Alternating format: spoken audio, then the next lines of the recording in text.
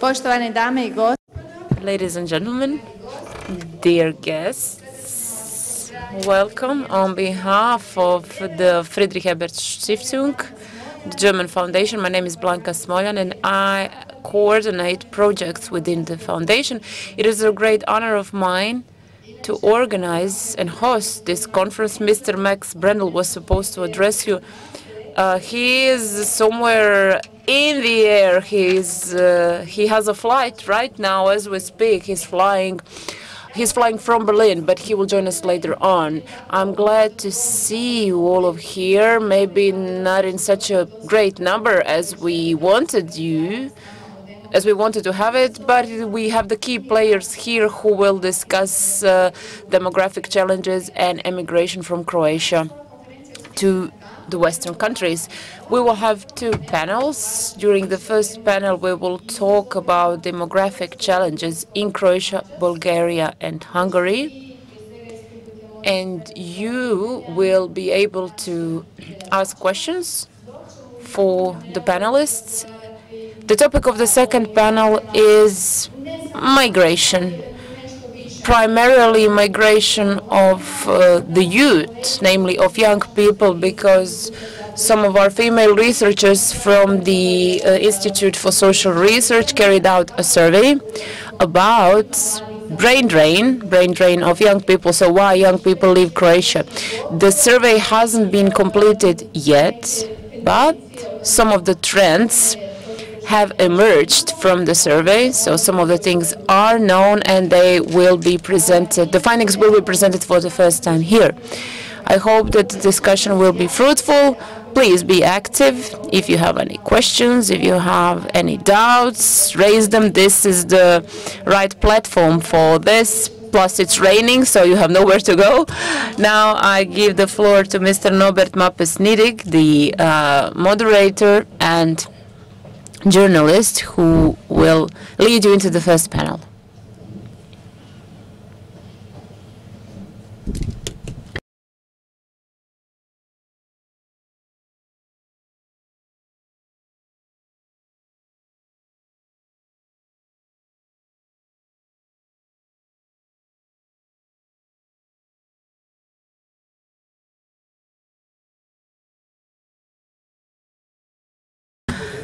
Good morning.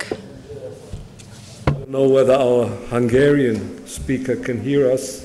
In that case, also jó reggelt kívánok and guten Morgen. We talk about depopulation, we talk about low fertility rates, we talk about massive immigration, and it is a big European issue. But typical for these European debates, they are being discussed in different countries in completely different ways. In Germany, for example, everybody will talk about tolerance, acceptance of immigrants, and in the countries where people come from, it is all about depopulation, it's about brain drain, it is about, in Serbia, for example, it's a big issue, Bela Kuga, as they call it, the white plague, the fact that fertility rates are that low and that Serbs become less and less, Serbia becomes less and less populated. And this is, an example was in 2014-15, there was a massive wave of immigrants from Kosovo and Albania, and nobody talked about the consequences for these countries, and everybody talked about the consequences for Germany, while in the countries it was, of course, the other way around.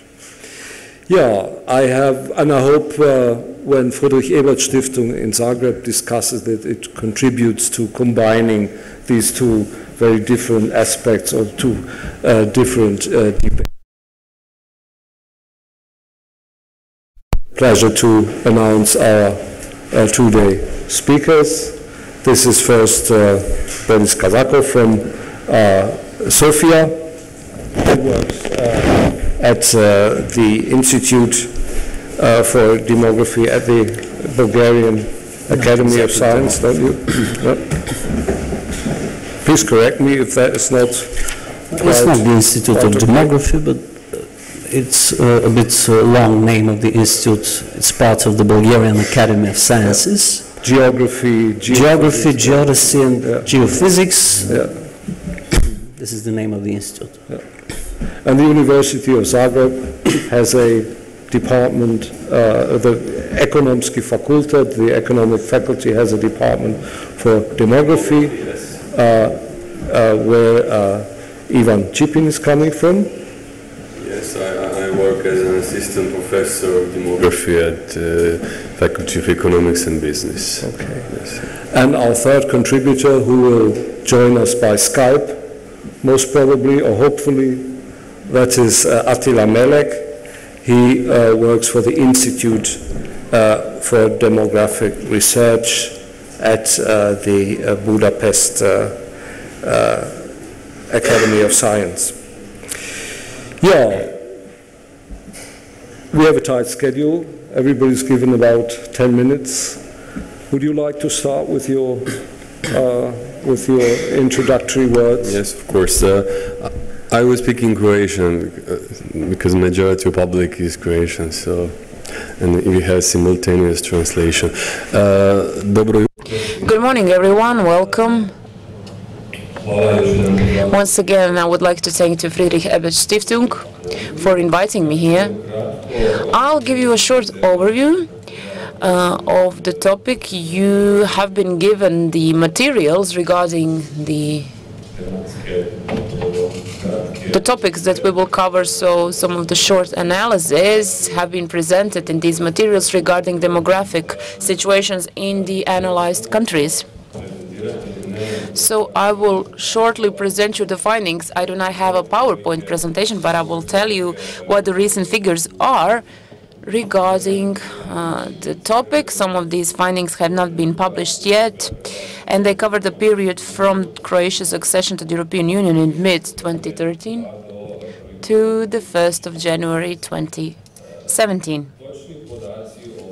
The exact figures regarding the changes in the number of population from the moment of Croatia's accession to the European Union to the 1st of January 2017 are the following.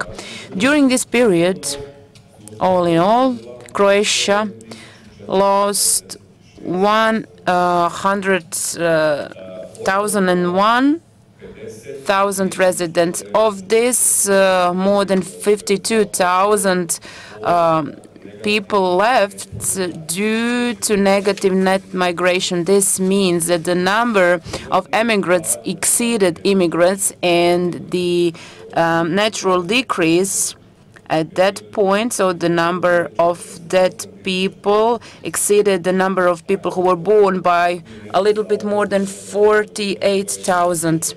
So the total net rate is a bit more than 101,476. Croatia is the 5th EU country in terms of the relative drop in the number of population from the 1st of July 2013 to the 1st of January 2017. Croatia has lost 3.7% of its population, of or around 1,000 residents. Lithuania and Latvia topped the rank because they lost over 12% of their population, which is a huge demographic loss for such small countries. The third country ranked is Romania, a loss of 7%, followed by Bulgaria, 6%, and then Croatia with a drop of 3.7%. Followed by Hungary, 2.7% loss, Greece, 2.5%, Portugal, 2.1%, Estonia, 2%, and Poland, 0.4%. Now, if we compare all the EU countries, the increase in the number of population in this period was by 13.5 million residents. This means that the European Union is growing in terms of new arrivals, but these 10 countries, including Croatia, actually lost their residents, they lost 3.7 million inhabitants. So this means that these countries are, literally speaking, shrinking in terms of its population. As you can notice, these countries mostly come from Central and East Europe. The only countries not listed here are the Czech Republic, Slovakia, and Slovenia, because they have witnessed an increase in the number of their residents. All of the other countries of the Eastern post-communist bloc were hit by this decrease in the number of population, plus Greece and Portugal. So these two countries do not come from this part of the world, but rather Southern Europe. These countries were severely hit by the economic crisis of 2008 onwards.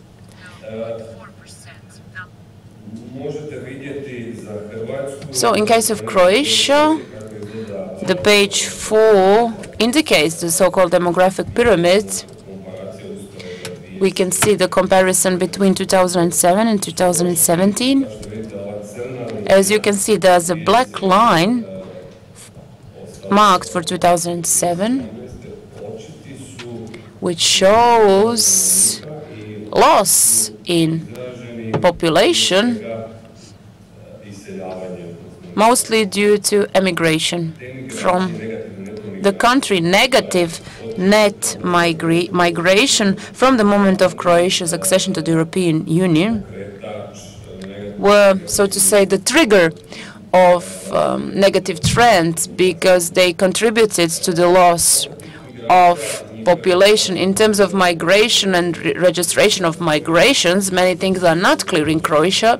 There are lots of controversial trends, both in the Croatian society and the Croatian Bureau of Statistics. The Croatian Bureau of Statistics registers these migrations only superficially, so to say. They process the data submitted to them by the Ministry of the Interior regarding the registration of foreign citizens here. So they do not actually create statistical figures. Unfortunately, the Croatian Bureau of Statistics doesn't say anything about the content of the data. They do not tell anyone that the data on emigration is not actually correct, because more people actually emigrate. In case of Lithuania, this was even more prominent, and Lithuania decided to tackle this issue by introducing certain measures.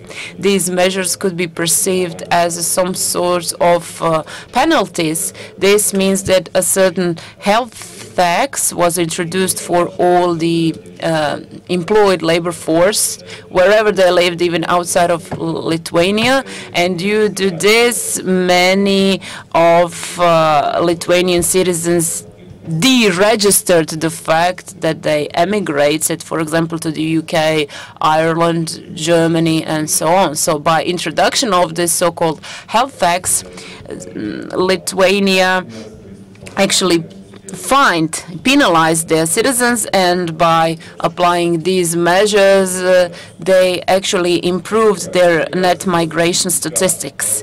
The Croatian statistical figures in terms of migration have to be improved. The data that we dispose of and that I have just presented to you show the difference in the number of emigrants and immigrants, which stands at 52,000 in Croatia, more or less. But we do not know what the exact figures are. People say that in 1 year only over 100,000 highly qualified young people left the country.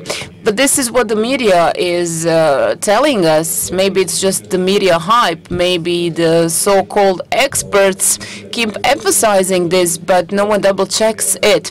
How can it be 100,000 people that left the country, whereas in 1 year a bit more than 30,000 students actually graduate in the country? What does this mean? This means that 3 generations of students have left the country in 1 year only. So it simply does not, so to say, hold water. Well, the situation is bad, but it's not as bad as they presented. In terms of the second trigger for the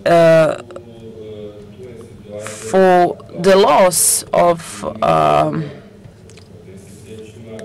in the number of residents and the increase of the negative net migration rate and negative birth rate is the fact that birth rates are really so low, and they have been low in the last 50 years, and this trend will continue in the upcoming 50 years. There are no signs that the birth rate will increase in the country. Most of Croatian citizens will continue having less than 2 children, but our birth rate is not among the lowest in the European Union. There are those that are worse off. Why are birth rates so low? Well, there are numerous reasons for that. I will not dwell on that. Everything is available in the publication. And at the very end, let me just say what the government response was. Given the demographic crisis and this time bomb, so to say. We all know that problems regarding demography is a hot potato, very much discussed at the political arena. Everyone keeps talking about demography. We even have a line ministry for that. We have a ministry for demography, which is not found very frequently in the world. You don't have many ministries which are actually called Ministry of Demography. Yet people have been discussing these things for the last 20 years. Several official documents have been published and adopted in the Croatian parliament regarding the topic, but none of these strategies or documents have been actually implemented. I think that they were adopted, but without any real intentions of implementing them. It all looks really nice in theory, but they come at a cost. And not a single policy, family-related policy or demographic policy is a cheap policy. They come at a cost, and no one can actually guarantee the Croatian citizens that they will pay off, that they will be effective and efficient. Some of these strategies or documents are of high quality, but they do require actions in the long run, and they do require some goodwill on the part of politicians, employers, and the overall society. So many things have to be family-friendly in this country, and they are not, in terms of low birth rate, which also brings about a number of other difficulties and problems regarding the funding of different social systems in this country, namely healthcare and pension system, should not be treated as isolated problems. This is all a consequence of some other deeper social problems. Demographic trends and demographic indicators are not isolated per se, so they do not happen in isolation from other factors. They are very much intertwined with some other social elements at play. Matter is obviously, in a way, being exaggerated in the Croatian public. Yes. And it is the more a matter of concern, the more people have the impression this is the beginning of a trend. And have you got any indication for that? When you look into neighboring countries, for example, who have made similar experiences, like Bulgaria, Romania, who joined the European Union 6.5 years earlier, would you say that is just the beginning what we are going through? Or, well, are there certain points, peaks in this development? Will it slow down? What will happen? Da, teško je to za reći.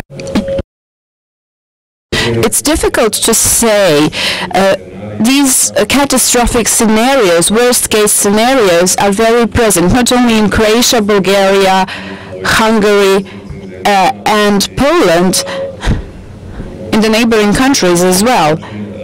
In a way, these scenarios warm up the political climate, the political situation in these countries, so to say.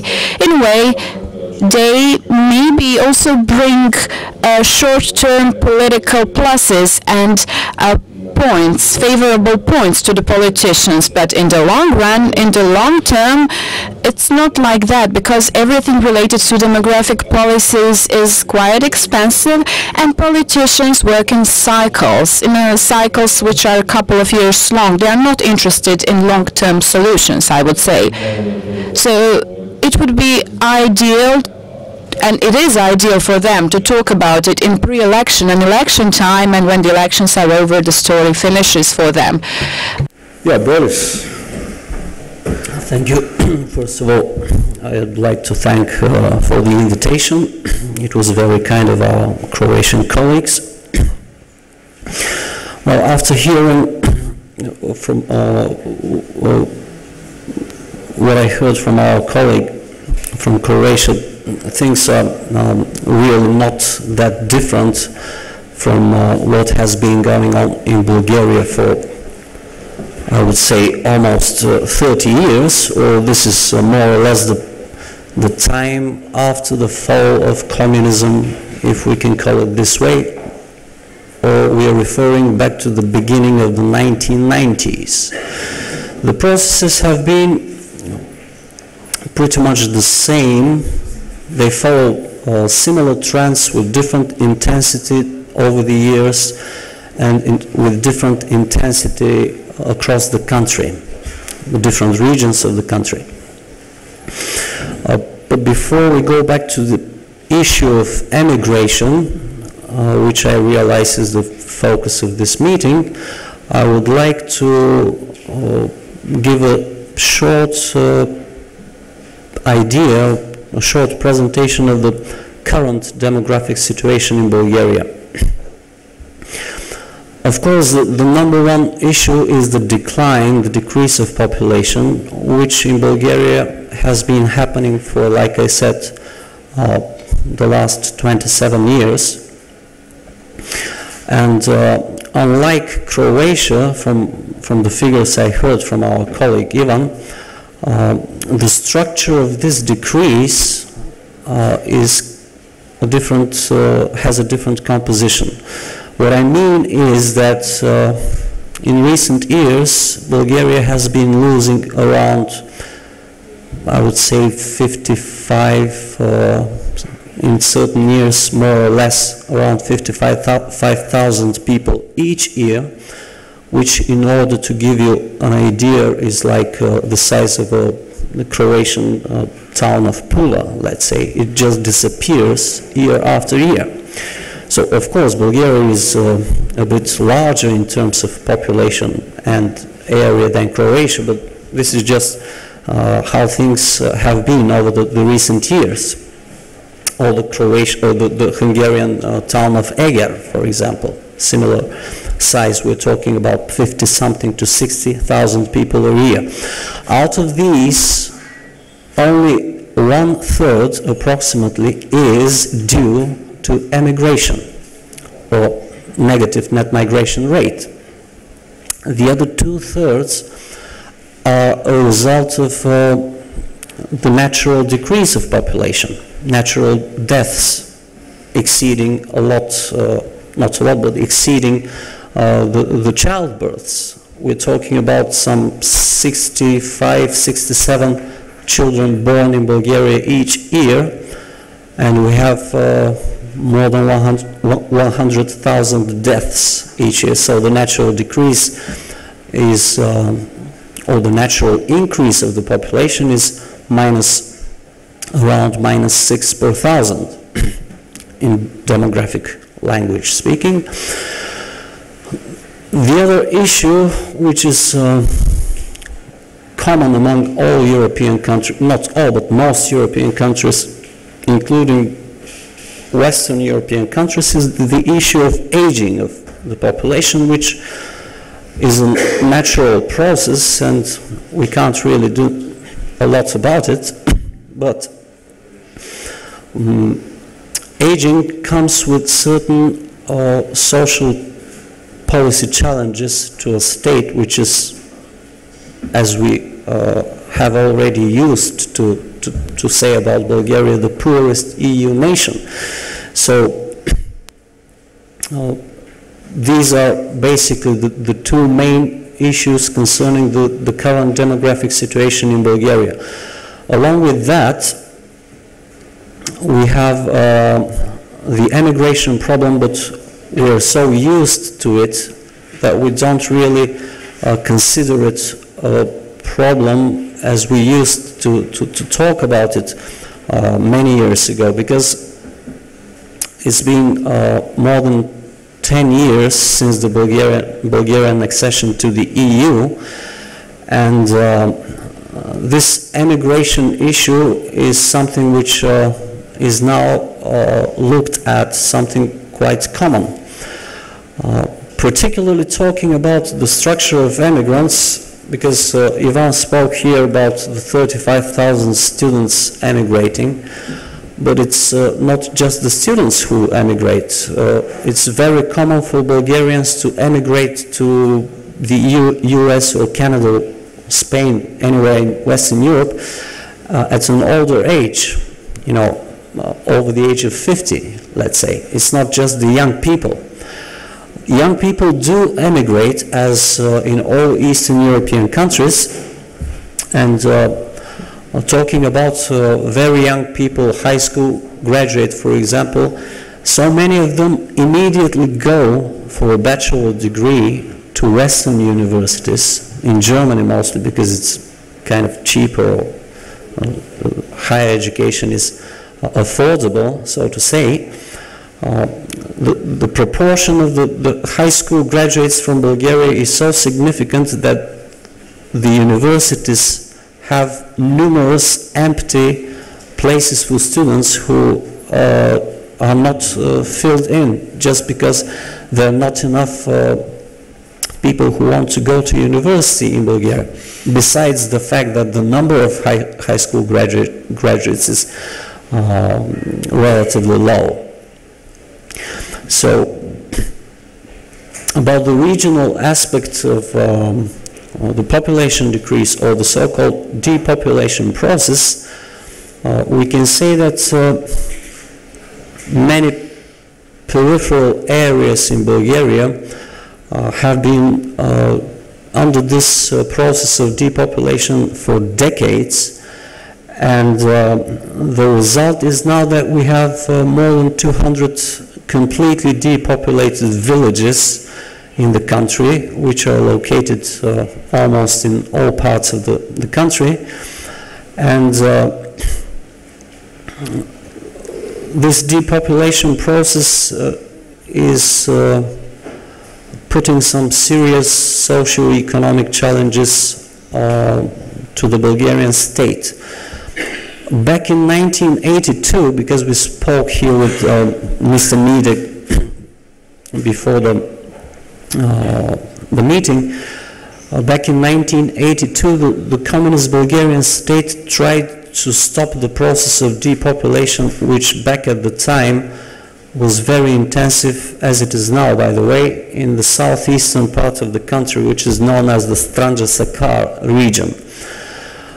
A lot of money was spent, and the effect was only short-term, because indeed young families moved to that part of the country. They were provided jobs.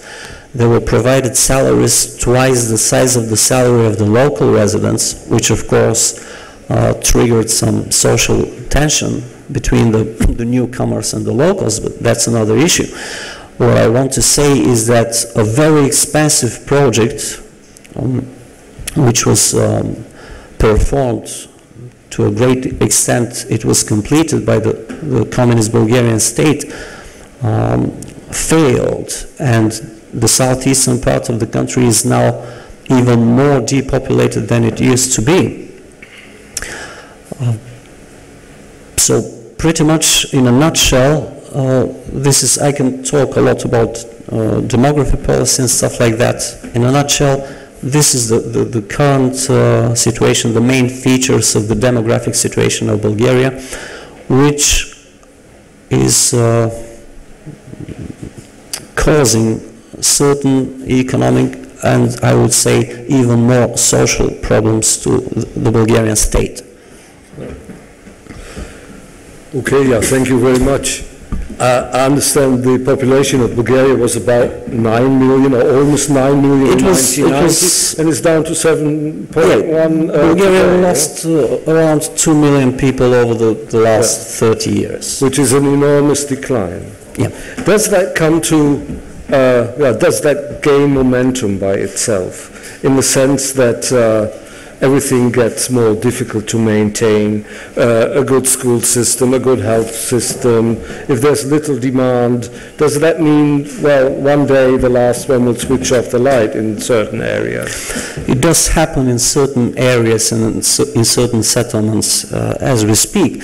I don't really think we can talk about momentum, though, because if we look at the numbers, the number of people emigrating, for example, over the years is decreasing. We're talking about some 30,000 a year back in the beginning of the 1990s, and now the number is less than 20,000 people. But emigration in particular is because just there is not enough people to emigrate, or not enough people willing to emigrate, because the emigration potential is exhausting year by year, because I mentioned the aging problem of the population, the aging of population, and the deteriorated age structure of the population of Bulgaria. So that's a mathematical thing. One day there's nobody to emigrate then. Yep, it's a fact, especially if we look at the internal migration from villages to towns or cities. It's been declining over the years because there are no young people to emigrate no more from rural areas to the urban centers. So this is pretty much happening to the country as a whole. The young people are getting less, so although not just young people emigrate from Bulgaria, it is some kind of a exhaustion of the emigration potential. And another thing is that to some colleagues or to some experts, the conditions in Bulgaria for young people are improving, which is me as a citizen very difficult to believe, although I hope it's true. Is there any idea the fertility rates go down everywhere in Europe, of course, as you said, and that is nothing special. But this development is being compensated in countries like Germany by massive immigration. Is there any such idea or even conception of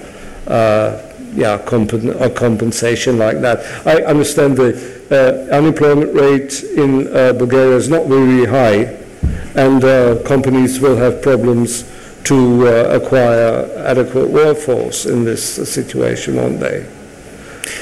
That's exactly true. Companies, not only in Bulgaria, I think they do face the problem of finding qualified workforce. As far as the immigration issue is concerned, it's hard to believe that emigration, considering that a third of the people who emigrate out of Bulgaria hold a university degree, can be compensated in any way for now. I mean, by the immigration. First of all, although the number of immigrants is increasing over the years, especially over the last several years because of the Syrian war and all other people using this wave to cross the border with the European Union, it doesn't really look as a perspective, just because I don't think the exact numbers of immigrants in Bulgaria are true, because most of people who immigrate to Bulgaria, they only stay for several months and then move to Western Europe.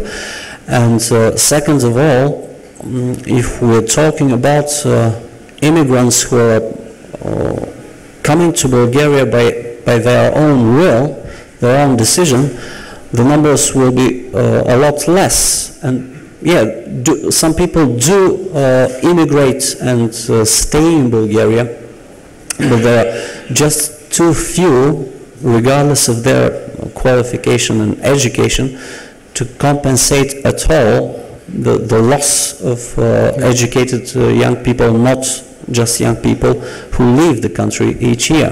Where do these few people come from? These few people come from different European countries, some of them from the Bulgarian, I wouldn't call it a diaspora because they've been there for 300 years, the Bulgarians who live in Moldova and Ukraine, the Bessarabia region, but there are just too few. A lot of students who from those two countries who come to Sofia or any other cities, university cities, they do stay and get married to Bulgarian nationals. But this is just an exotic, if I can put it this way, phenomenon rather than a trend. And it's hard to find a country in the world that has lower salaries than and wages than Bulgaria. So that is not really an attraction, is it? I never thought about this. I'm pretty sure I can find such countries, but I know what you mean. Well, it's true. It's not just a problem of Bulgaria as well, because it's the salaries may be the lowest, but it's also one of the cheapest countries to live in the European Union, at least. But yeah, it's true that supporting a family or making the probably the most personal decision a person can make to have a child or a second child, given that the state support for a first child in this country, in Bulgaria, excuse me, is around 120 euros or 300 euros for a second child. And then we have a monthly support for children till they reach 18 of around 20 euros per a child. It's not really something which will change the trend or make people who have decided to stay in Bulgaria to have a child or a second child. Yeah. Will Attila join us now from Budapest? Is that possible? Or, yeah? Okay.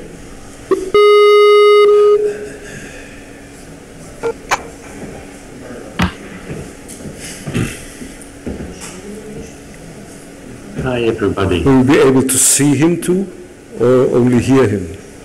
Okay. Jó reggelt kívánok! Jó reggelt kívánok! Good morning, everybody. Good morning. I can't see anybody, so I am seeing myself, which is not the most pleasant thing. Yeah, thank you very much for your introductory words. May I ask you now, just to start, and I don't know how long the connection will be that well as it is now. As an introduction, so what do I do? So I work on migration. I work for the Demographic Research Institute at Budapest, and also teach at University of Budapest. I have been dealing with longer-term historical structural analysis of migration and demographic processes and policies in the region. Okay, thank you very much. Were you able to follow what we talked before you appeared on the screen? I did two things. I received some papers which I read, plus partially I could follow the live stream, but I had to prepare for the Skype. So, yes, but I think I could follow some of the key points after a while. Okay, yeah, I think now the connection is getting a bit difficult, I think. We see you well, but you can't hear you perfectly, can we? You prepared some words for us, did you? Yes, I do. In case I have, let's say, 5 minutes to introduce some bigger issues, then I'm happy to do it, but I'm for your guidance.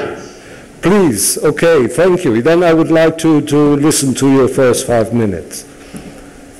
Okay. So I think in order to understand these longer-term processes, we need to have a wide context.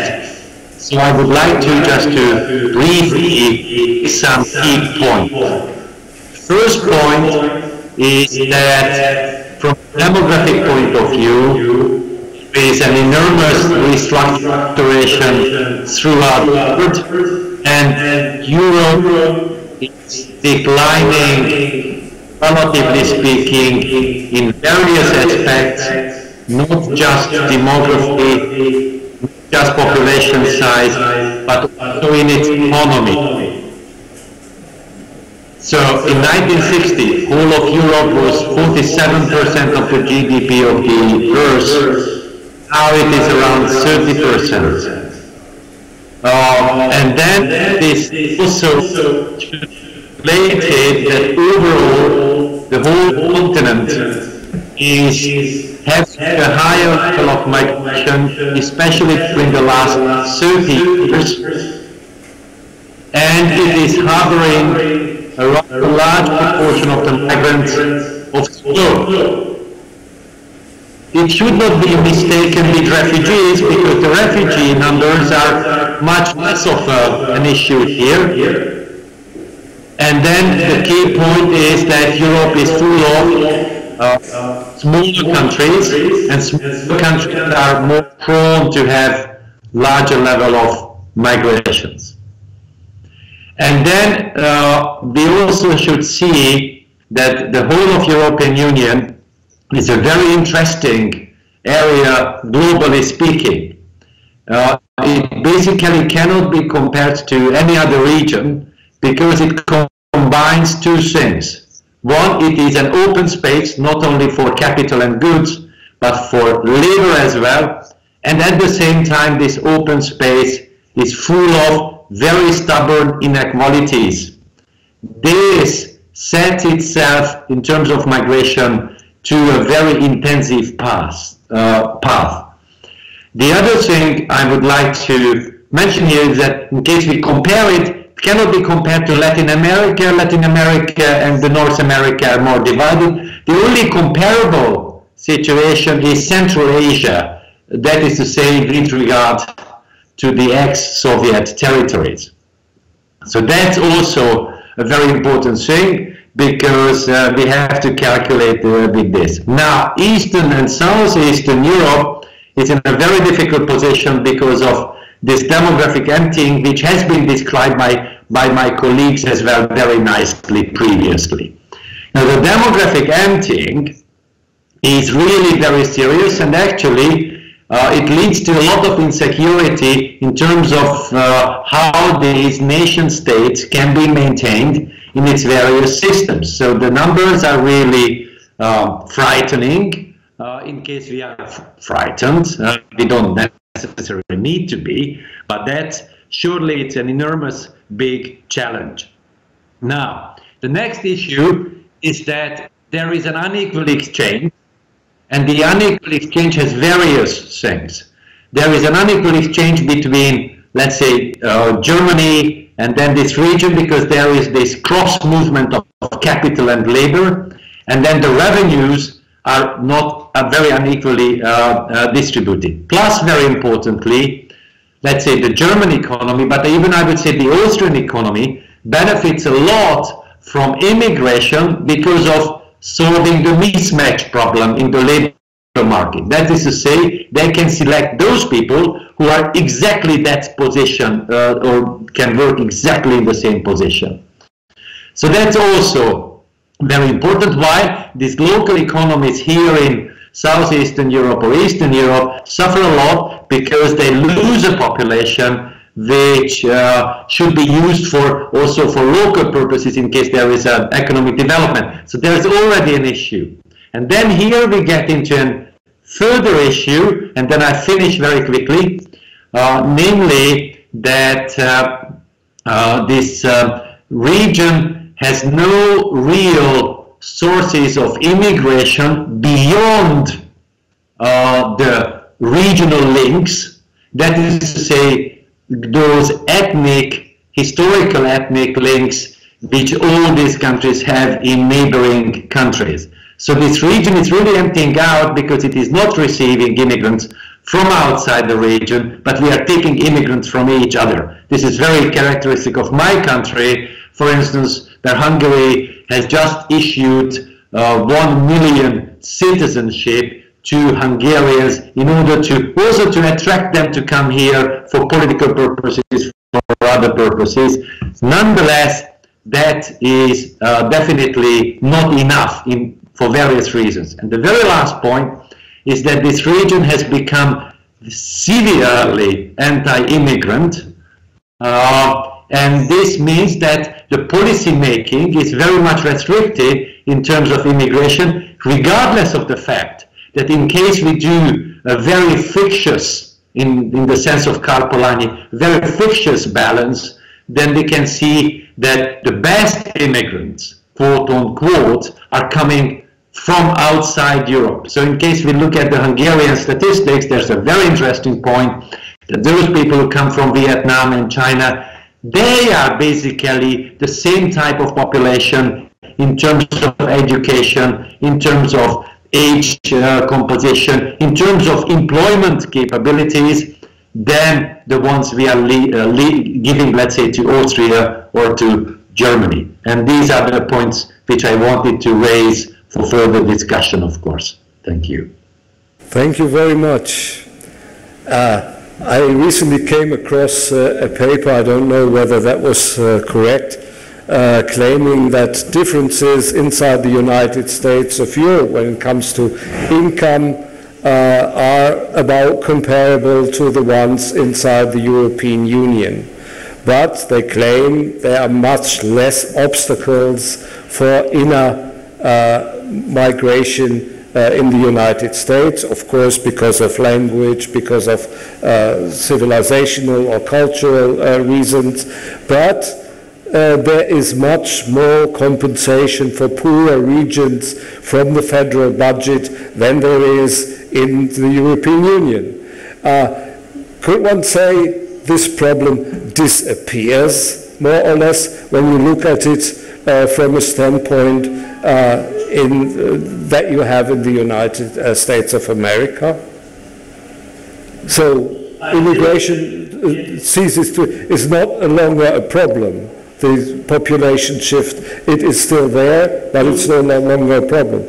Florida has a population of, let's say, 30% over 65, which is not a problem to the United States.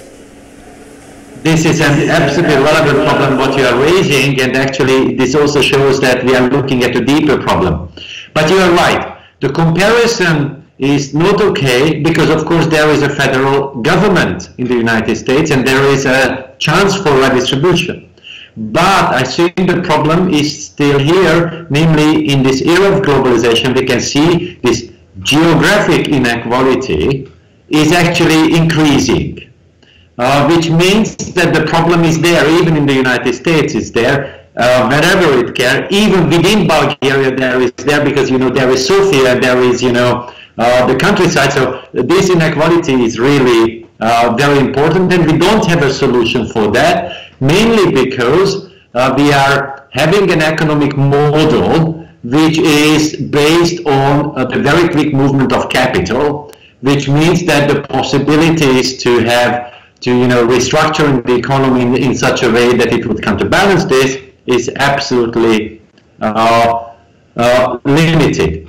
Nonetheless, this also points what you are saying, and that's an absolutely vital point, that when we are talking about reforming the European Union, this issue of internal migration should be taken into account more seriously, and then we should look at various issues. I just give you one: social transfers. That is to say, this region is not only losing the population, but basically, and I calculated for Hungary as well in various ways, we are losing an enormous number of payments into the social budget in terms of taxation and so on, just because of migration. How it can be compensated, that should be an issue, and we should think about it, because this region is not going to be able to to function in a lot of ways.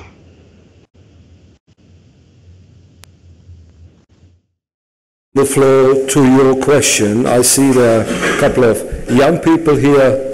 Maybe everybody or some of you have already thought about immigration yourselves and well, thought of the reasons to immigrate or the factors that could keep you from immigration.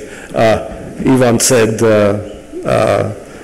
family policy is a long-term thing. It's a very difficult thing to organize, and you need a long breath for introducing or reversing this trend of depopulation.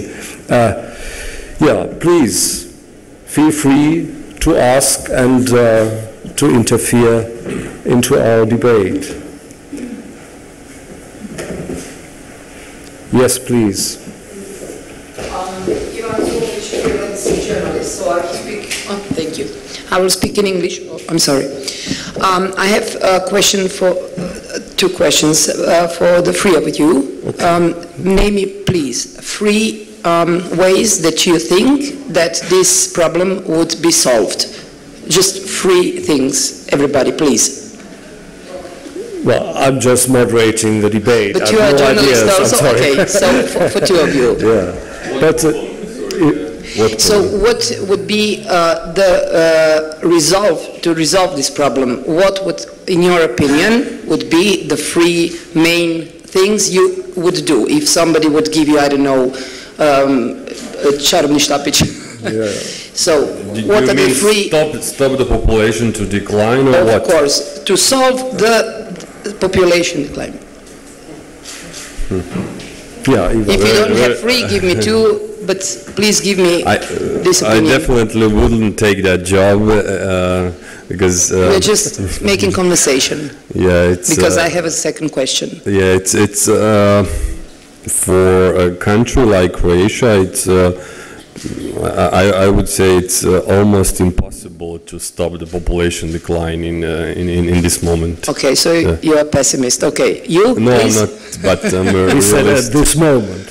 You said at this moment. At this moment, Yeah. I mean in the next decade at least. The next decade. Yeah. So you don't see any way to solve this problem. You don't have any idea. In order to population to stop decline, no. Okay, you, please. We have to be careful with the term pessimist, because I believe that the problem might not be stopped, but just a joke. To my thinking, as far as Bulgaria is concerned, the direct demography policy will give some temporary results, and the only true way to solve the problem of emigration, we cannot stop aging, of course, but to stop the proportions of emigration is through improving the economic situation in the country, starting by improving the conditions for foreign investments, because the state, the country on its own does have some potential to provide some substantial economy and jobs, but if it's not for foreign investments, and they are decreasing year after year in Bulgaria at least, it will be very difficult to improve the economic situation.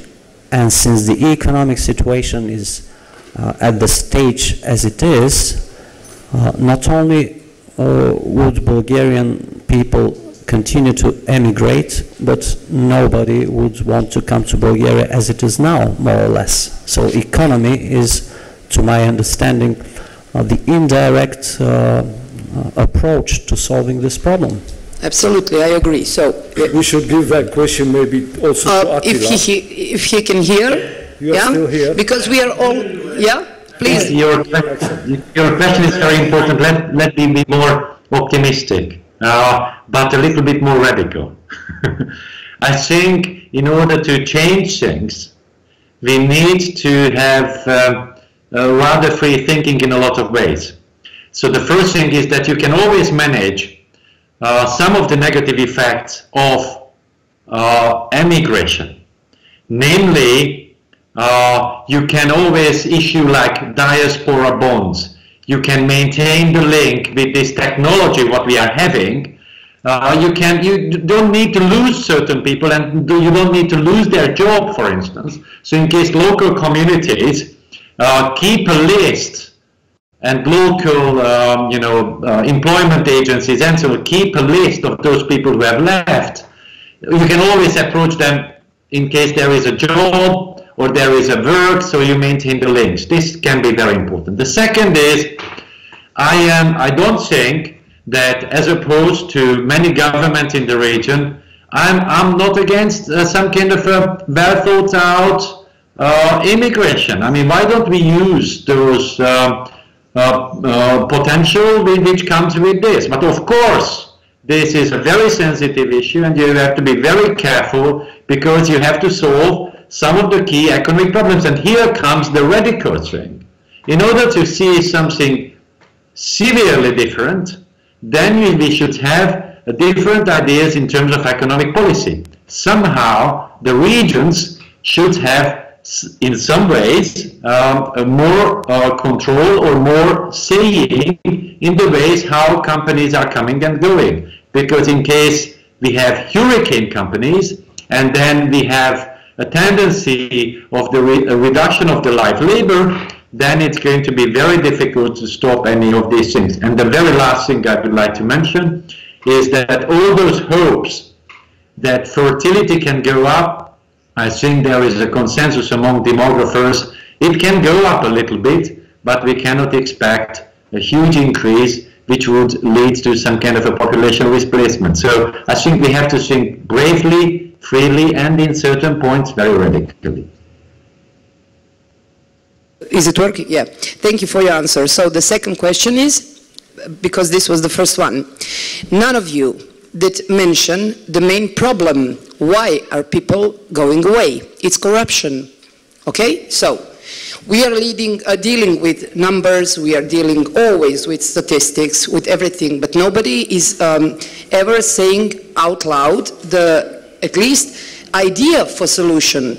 So as a freelance journalist in a very corrupted country, I always put up the work that my colleagues did 25 years up till today.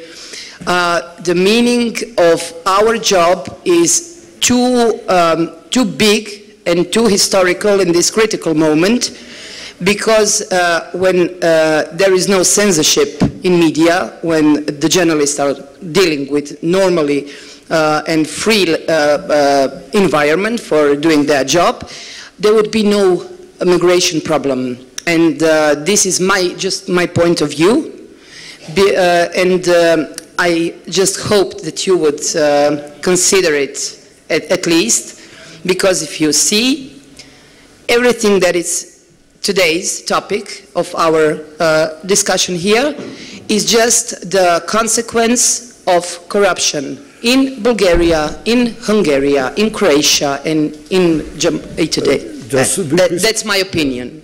Thank you. But with corruption you mean the young people do not have the chance to get an adequate job because of their qualification, yes. But the job will be given in a nepotist way, will be given to relatives, yes. or people from their yes. respective village and things like that, yeah. And there's no really estimation of qualification. Yeah, that is the point you are raising. This is one of the But there's another one, or why is corruption so important for population decline or for immigration?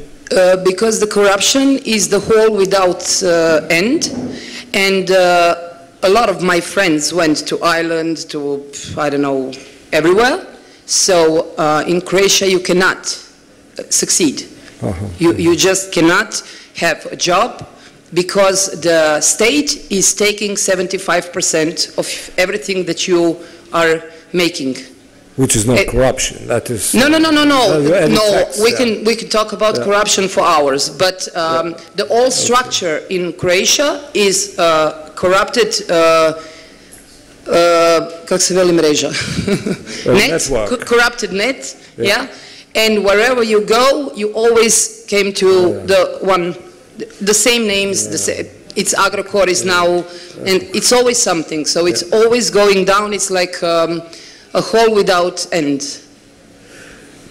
Thank you. Are there any opinion polls supporting that view?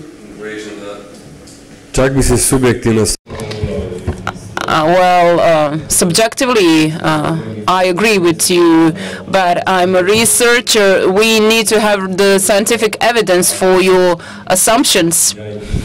I haven't seen any scientific evidence for that. Maybe during the second panel I will be illuminated and I will have some sort of epiphany to see why young people are leaving the country. But let me tell you what the situation in Lithuania is. For the last couple of years, Lithuania has had a big economic boom. So the economic growth has been significant, but immigration has increased as well. So you have, immigration rates have increased. So the unemployment rate went down, the employment rates went up, but still they are leaving the country. So people from Lithuania are emigrating. So maybe it's not just all about the economy. It's not economy stupid only. Maybe it has to do with the things that you were referring to. Maybe it's it's all about corruption or economic structure. Maybe in Croatia, the Croatian economy simply does not create new jobs that will match the skills of young people who are active on the labor market after they graduate. Also, maybe we need more jobs for those who want to advance their careers, who want to have better living conditions and better living standards. Maybe this is one of the reasons why they are leaving the country. In my opinion, one of the big reasons for big emigration rates is this network, social networks abroad. Because, for example, there are people who have relatives or friends who go to Germany, who have built their own social networks abroad, and the Croatian diaspora is strong there. And if you have an aunt or a friend or somewhere in Germany, they can give you a helping hand if you go there. As for Ireland, the figures are exaggerated. The exact figures are different. Well, in terms of figures, my colleague, a journalist from Jutarnji List, a Croatian daily, got the exact figures. She was calling people from the Ministry of the Interior and asking them how many people left for Germany, because both immigrants and immigrants have to be registered at the Ministry of the Interior. So the data that you were referring to, about 100,000 people that left the country, it's even worse. Even 300,000 people left. So figures have to be somehow reviewed to get the exact figures. The migration statistical figures in case of Germany are not 100% accurate. They have Croatian immigrants, yes. Whoever has Croatian citizen is registered as an immigrant in Germany, wherever they come, whatever they do and wherever they come from. Actually have more than a comment than a question. First of all, when we talk about demography changes in Croatia, just one comment. The Ministry for Regional Development set up a committee for drafting development plan until 2030. And yesterday we had the first meeting. And it was actually very interesting to see the list of indicators that are going to serve as a basis for analysis of current Croatian situation and for planning of the strategy for Croatia. It was very interesting to see that they haven't listed some of the indicators that are very, very important for demographic changes. For instance, they haven't considered a number of public kindergartens. So coverage of the kindergartens and the accessibility of public kindergartens. As a mother of a 2-year-old, who can actually afford private kindergarten, I still struggle to find a place for my kid in a kindergarten, either in a public or a private. The second thing, there is also not supporting infrastructure, for instance, when it comes to the elderly homes We have under average number of elderly homes in Croatia. So really, young family, when considering having their own children, they have to take care of their kids, they have to take care of their older member families. So these are some issues that are not even considered when planning for the future. The second thing I wanted to mention about the migratory incentives. I will talk something more about it a bit later. But really, corruption is not something that is widely considered by young people as number first motivator for going abroad.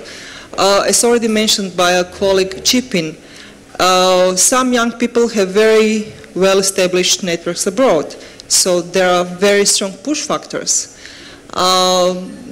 And young people would like to stay here, but they really emphasize there is no proper support structure in Croatia. Croatia is actually not a social state.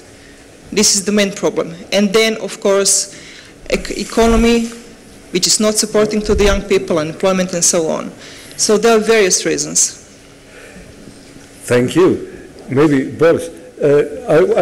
I learned 2.5 Bulgarians work abroad and 2.2 Bulgarians work in the country.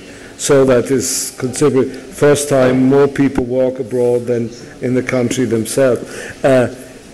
Is there any indication that the fertility rate, which is so low in Bulgaria, rises as soon as people live in a more family-friendly environment? Let's say in Germany or in France?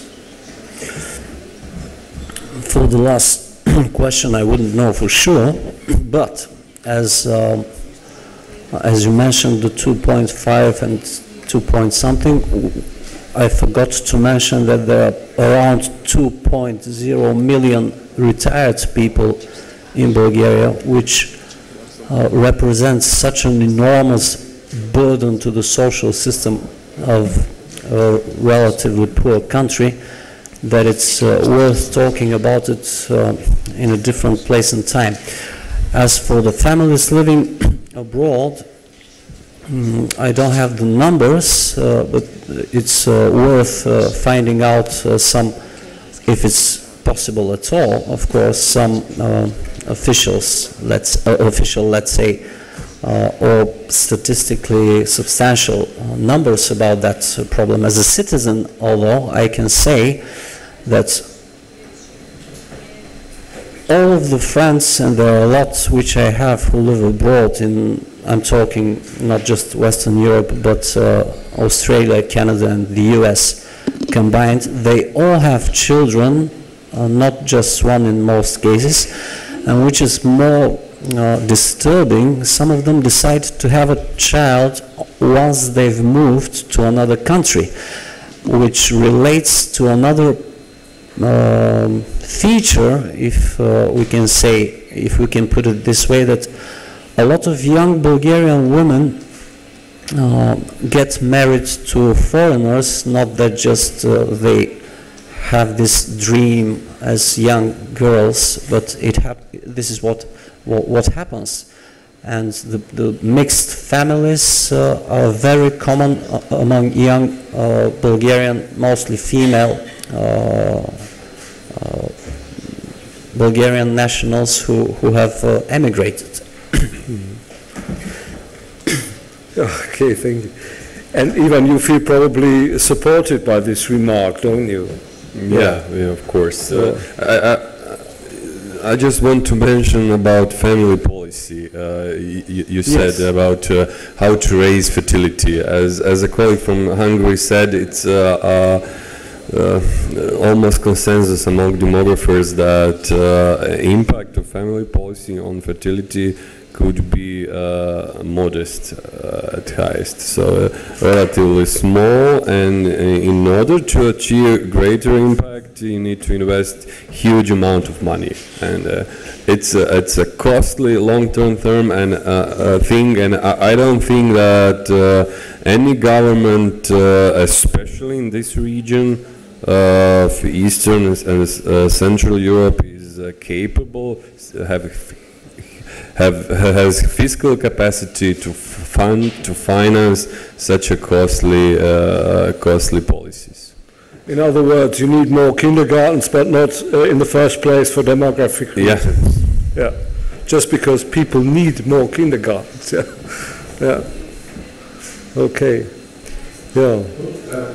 Can I just add one more instance? Pardon? Namely. Okay. So. Can you? I mean, sorry. Should I continue or not? I'm sorry. There was one more question here. You were the one, I think. Yes. Actually, Attila wanted to say something, but I have a question for him. Yes, please. Based on his comments, and then a second question. He has shown that Europe is actually a unit, European Union, but even beyond European Union is one area comparable to Northern America, just as not only United States in demographic and migratory terms is one unit, but actually we know that Canada and Mexico also and Central America is integrated. So could you, so obviously we need some policies at the European level. Also it was said to increase fertility or whatever, we need more money. This must be a European problem, not only national problem. So perhaps you could give us a comment on this. And secondly, and this is related also to a problem in specific problems in some countries, also like Hungary. Obviously we have those migrants who we like Hungarians coming from abroad, like Croats coming from abroad, and then some migrants or even citizens of our state which we do not like a Roma, for example, in Hungary, or I don't know, some minorities.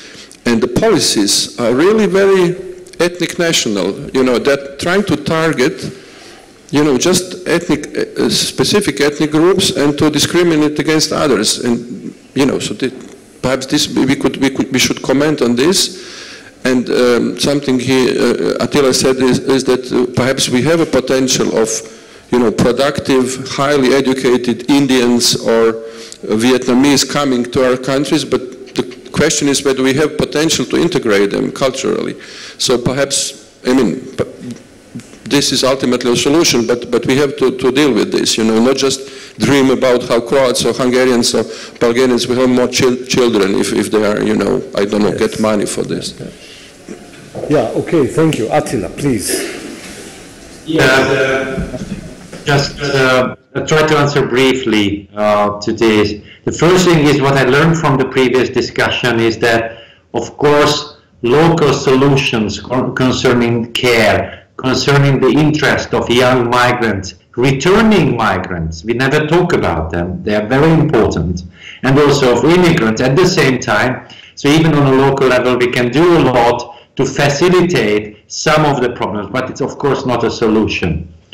Thank you very much for the question. I think this idea of socially more united Europe, it should be on the agenda, and then we should work more on this, and then this unity should be thought out more carefully. There are no definite policies on this, and then it leads to a lot of frustration, and actually it leads to some of the political, this very negative political revolts in Eastern Europe against the European Union. So I think there is something very huge at stake.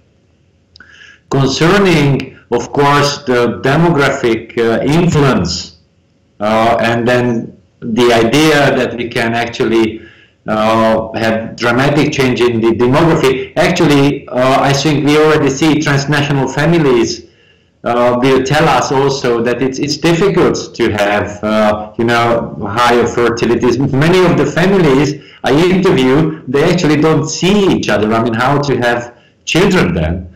We can ask it in a very extreme way. But I think one thing is very important, once again in terms of demography, is that the labor market should change a little bit. New forms of employment should come. We should not have this very selective, highly exploitative work. People don't have time for family life in case they work 12, 14 hours per day. So we need changes there as well. It can have impact on the demographic thing, so fertility can go up. And if they are, families are supported, for instance, my country is very generous in terms of population policy, it might have some effect, but as pointed out, not big enough. Concerning the very last question, it's the most delicate question, because what it means integration and how it is seen, whether they are integrated. You know, the funny thing is that most of the immigrants, let's say, who come from China or Vietnam are very well integrated into Hungary, socially, structurally speaking. Nonetheless, they are not seen as integrated because there is some kind of a nationalist hysteria around immigrants, and they would like to avoid seeing these people who are doing very well here. So this means we need to be very careful. We have to look at the things, how we can achieve better development locally, and then to tell people that there is development, there is a potential here, and it is not a problem if further people come into the picture as well. But this is, to be honest, the most difficult problem now I see.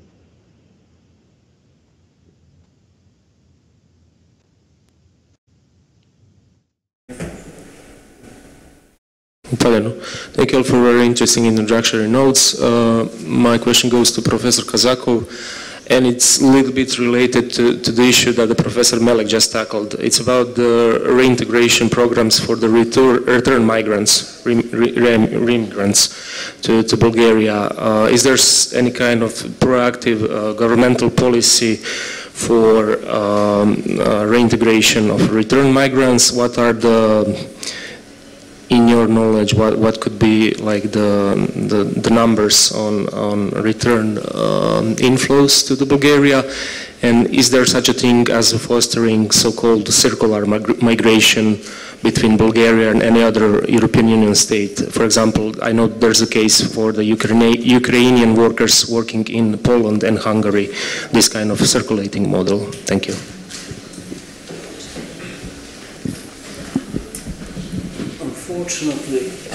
Unfortunately, the number of return migrants, Bulgarians who have worked for, let's say, in some cases more than 10 years, coming back to Bulgaria once they have retired, not so significant so as to have a government program for such people. There is something mentioned in the so-called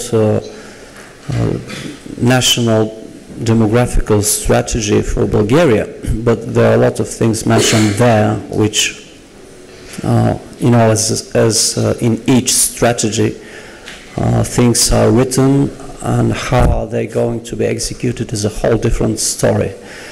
The return of Bulgarian nationals who had emigrated to Spain, Greece, and not so much in the case with Western Europe, although there are also such examples, was mostly observed since the beginning of the so-called world financial crisis. And at the time, I can't give you any specific numbers, a certain re-emigration occurred, especially from people with lower educational status who used to work in some South European countries, not so much as Germany or England or the Netherlands in that line of thinking. And the first part of your question? About circular migration. Circular migration. Okay, okay, the second part you mean. It exists because a lot of Bulgarians spend like half of the year working, let's say, in the English or British agriculture, and the rest of the time they're back to Bulgaria. This happens, of course, but it's a matter of a specific job. It's not like all or a significant proportion of the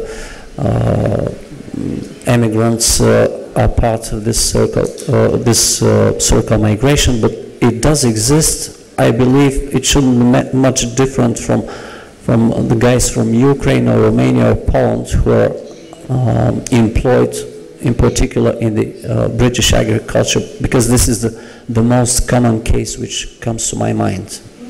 Seasonal work, yeah. Yeah. But, well, some people said, at least I heard that from Albania and Romania, when the financial crisis started, people came back on a large scale, but those who had left the country once were also the most inclined to leave it again. So as soon as the economy recovered in Western countries, they were away again. Is that something to observe in Bulgaria too? It's hard to say, but first of all, it's definitely the more difficult decision for Bulgarians abroad is to come back to Bulgaria in the first place, because it's not provided that the economic conditions in the country improve. It's not just the money which will make a person who has emigrated and has spent 10 or 15 years in Switzerland, let's say.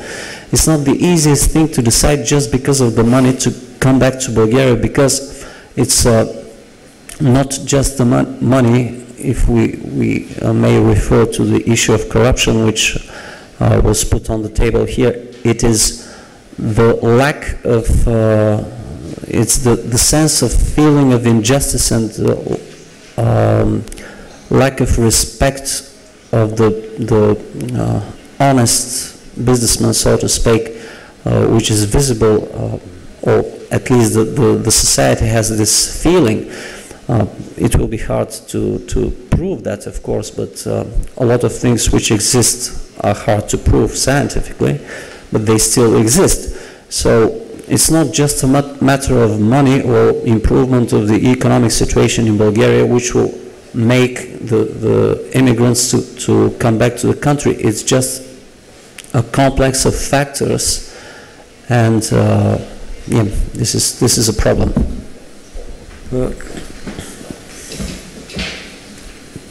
Please.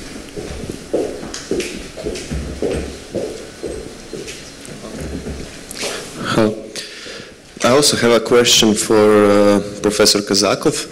You said that one of the solutions you are proposing is to actually increase the level of foreign investments into the Bulgaria to diminish demographic pressures, right? So I'm just wondering if you could clarify a bit, if we know that often to really introduce foreign investments, we have to also diminish some workers' rights, wages. Usually there are pressures on public services also, and those being main reasons why people are leaving in the first place. How can we really combine those two things? So my question is basically how to attract foreign investments to solve the demographic problems if they could actually be exaggerating them. Okay, as far as I understand the question, you're saying that foreign investments will lead to losses of number of jobs? Is that what you're saying? I'm saying that usually to attract foreign investments, there are pressures on the level of wages, on level of workers' rights, on quality of public services. Those things tend to get lower. So people would invest in that city, in that country, to be more attractive to foreign investments. Well, all those things in Bulgaria are already very low, so it should be the most attractive country for investments, but it's not. And it's because, not that I'm an expert in this field, it's because of lack of fair conditions for doing business, and many other reasons, I assume.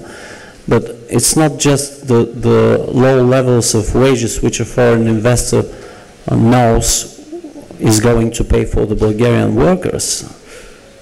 That's not the only issue, because first of all, foreign investments in the Republic of Macedonia, for example, they do invest in this small country, knowing that they would have to pay much less wages than in somewhere in Western Europe, let's say. But the foreign investors also want to make sure they would have fair conditions for doing business, whatever that means. Maybe that question goes more to the Visegrad countries, doesn't it, where the people talk about the so-called income trap. Yeah?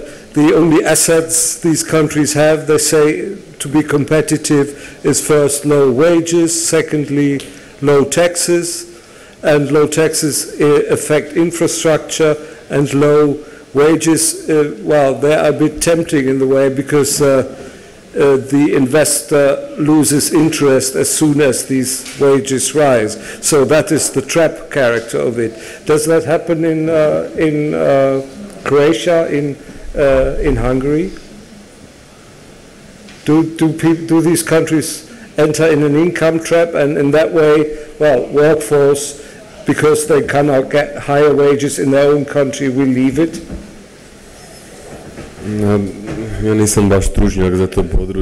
I'm not really an expert in this, so I can't really say with precision.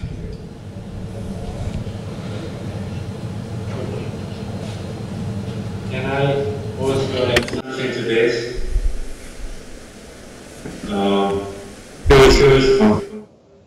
Okay, because I think it's a very important question. Now, the main issue here is whether this type of economic structure, what we have, based on low wages, based on being a certain position in these global supply chains, whether this leads to such a development which in the end would handle some of the inequalities.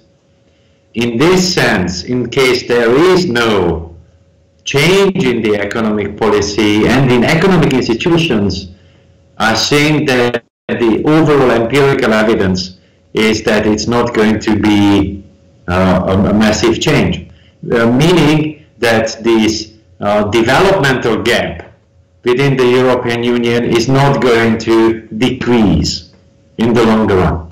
So this will be a continuous structural problem which we are not going to be able to handle. So I think in that sense we need to be not just very creative, but really do something about this, saying that we are not just doing the assembly line work, that we are not only just providing some kind of a service job for global capital and global investment, but we have some other positions as well. I think this is a crucial issue, otherwise we are going to have these things.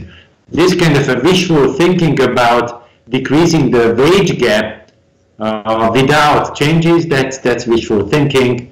There's no way that it's going to happen. That goes absolutely against market economy, and then they are not going to be able to handle this. Nonetheless, one thing I would like to mention as a footnote, because nothing is absolutely general. In certain sectors of the economy, there can be a change. Somebody mentioned that return migrants are mainly from the lower class people, and that's correct, because there are some changes. Let's say when too many plumbers go out, and then, or in terms of industry, then wage levels can actually increase a little bit, which might be attractive for people being fed up of commuting in the long distance. But that's just a minor footnote. It's time for a coffee break, I understand, and I hope we can continue with this lively debate in the second panel. Thank you. Thank you very much.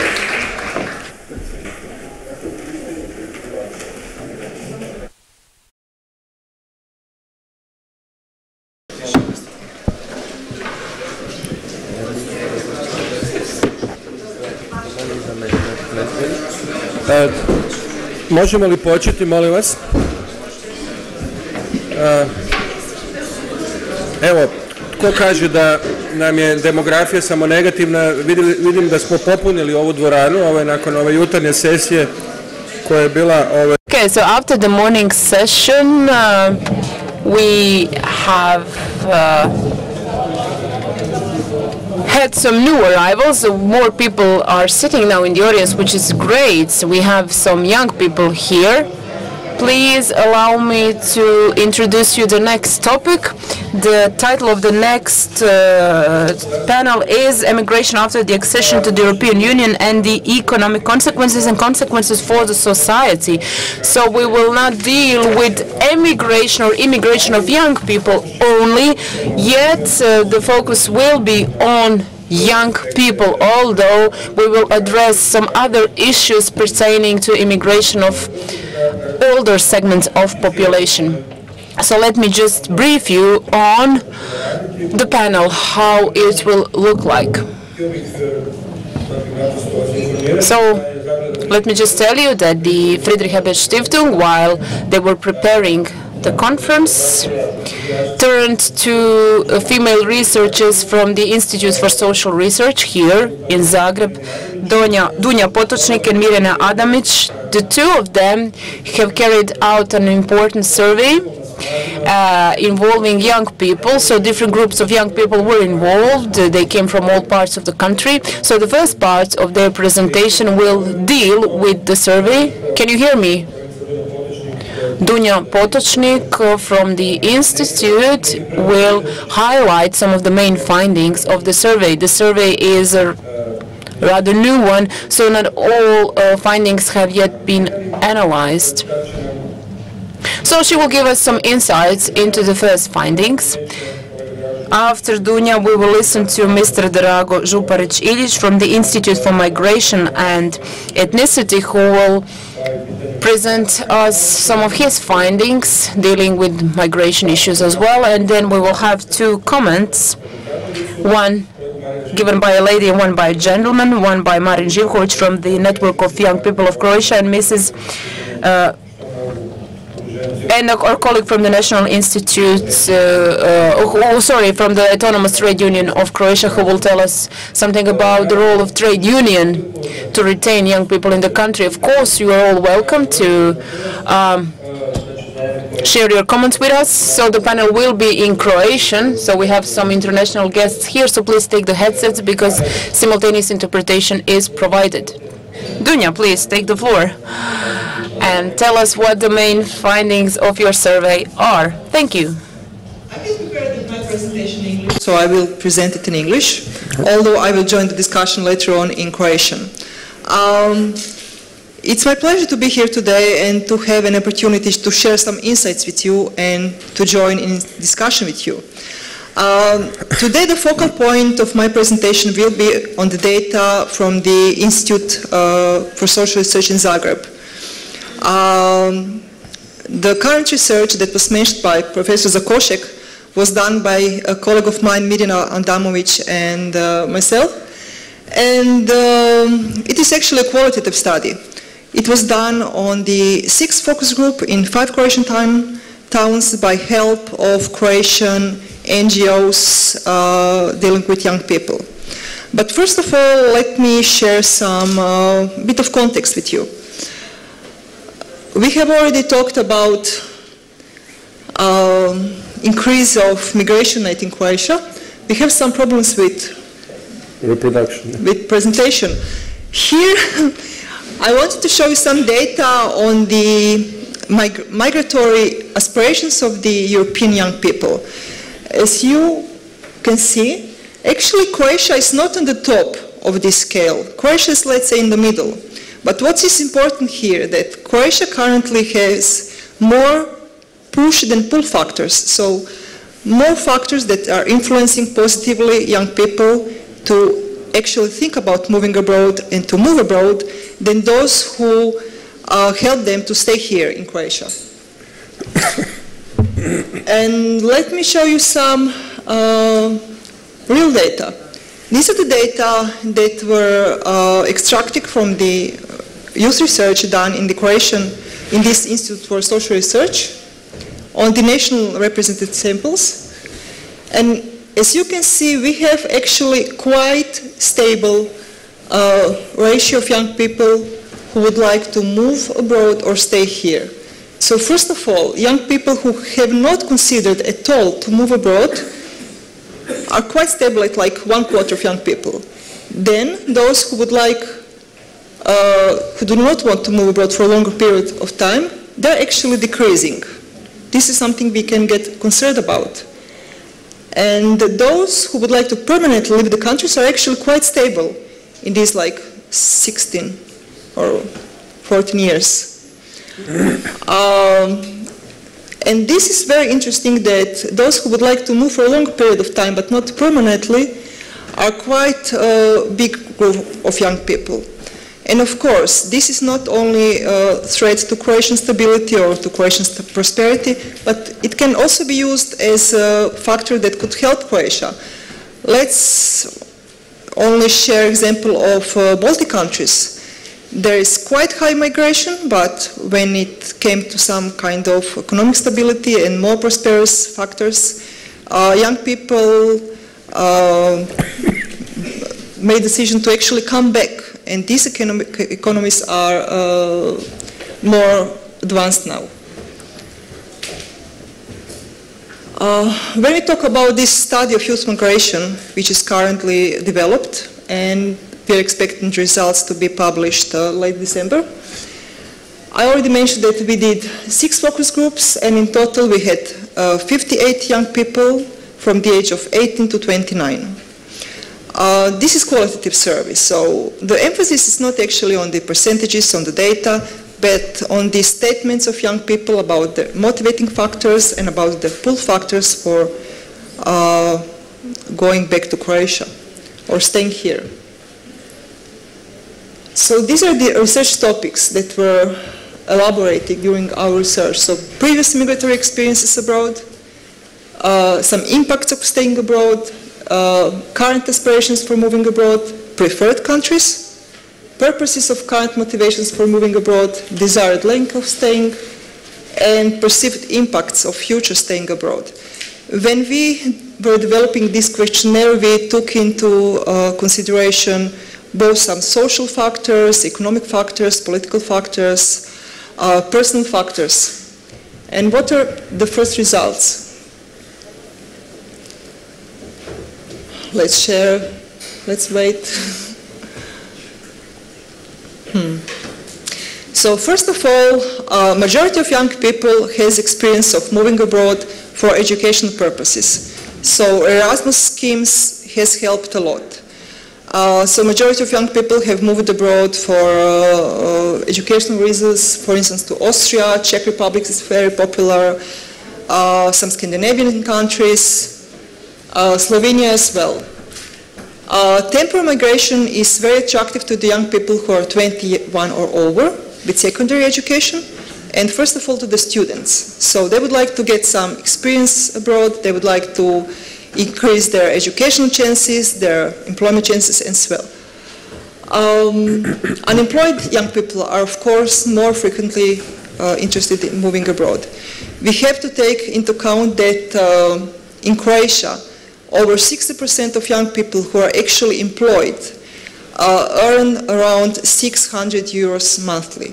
So this is really not sufficient for moving away from your parents or establishing your family or, you know, to have a quality life. And here we also have some pull factors, so marital status, so young people who are actually in marriage or who have friends, very good network of friends and children and who are satisfied with the job, who have quality of life, they would like to stay here. Also, young people very often value climate in Croatia, way of spending some leisure time, even patriotism.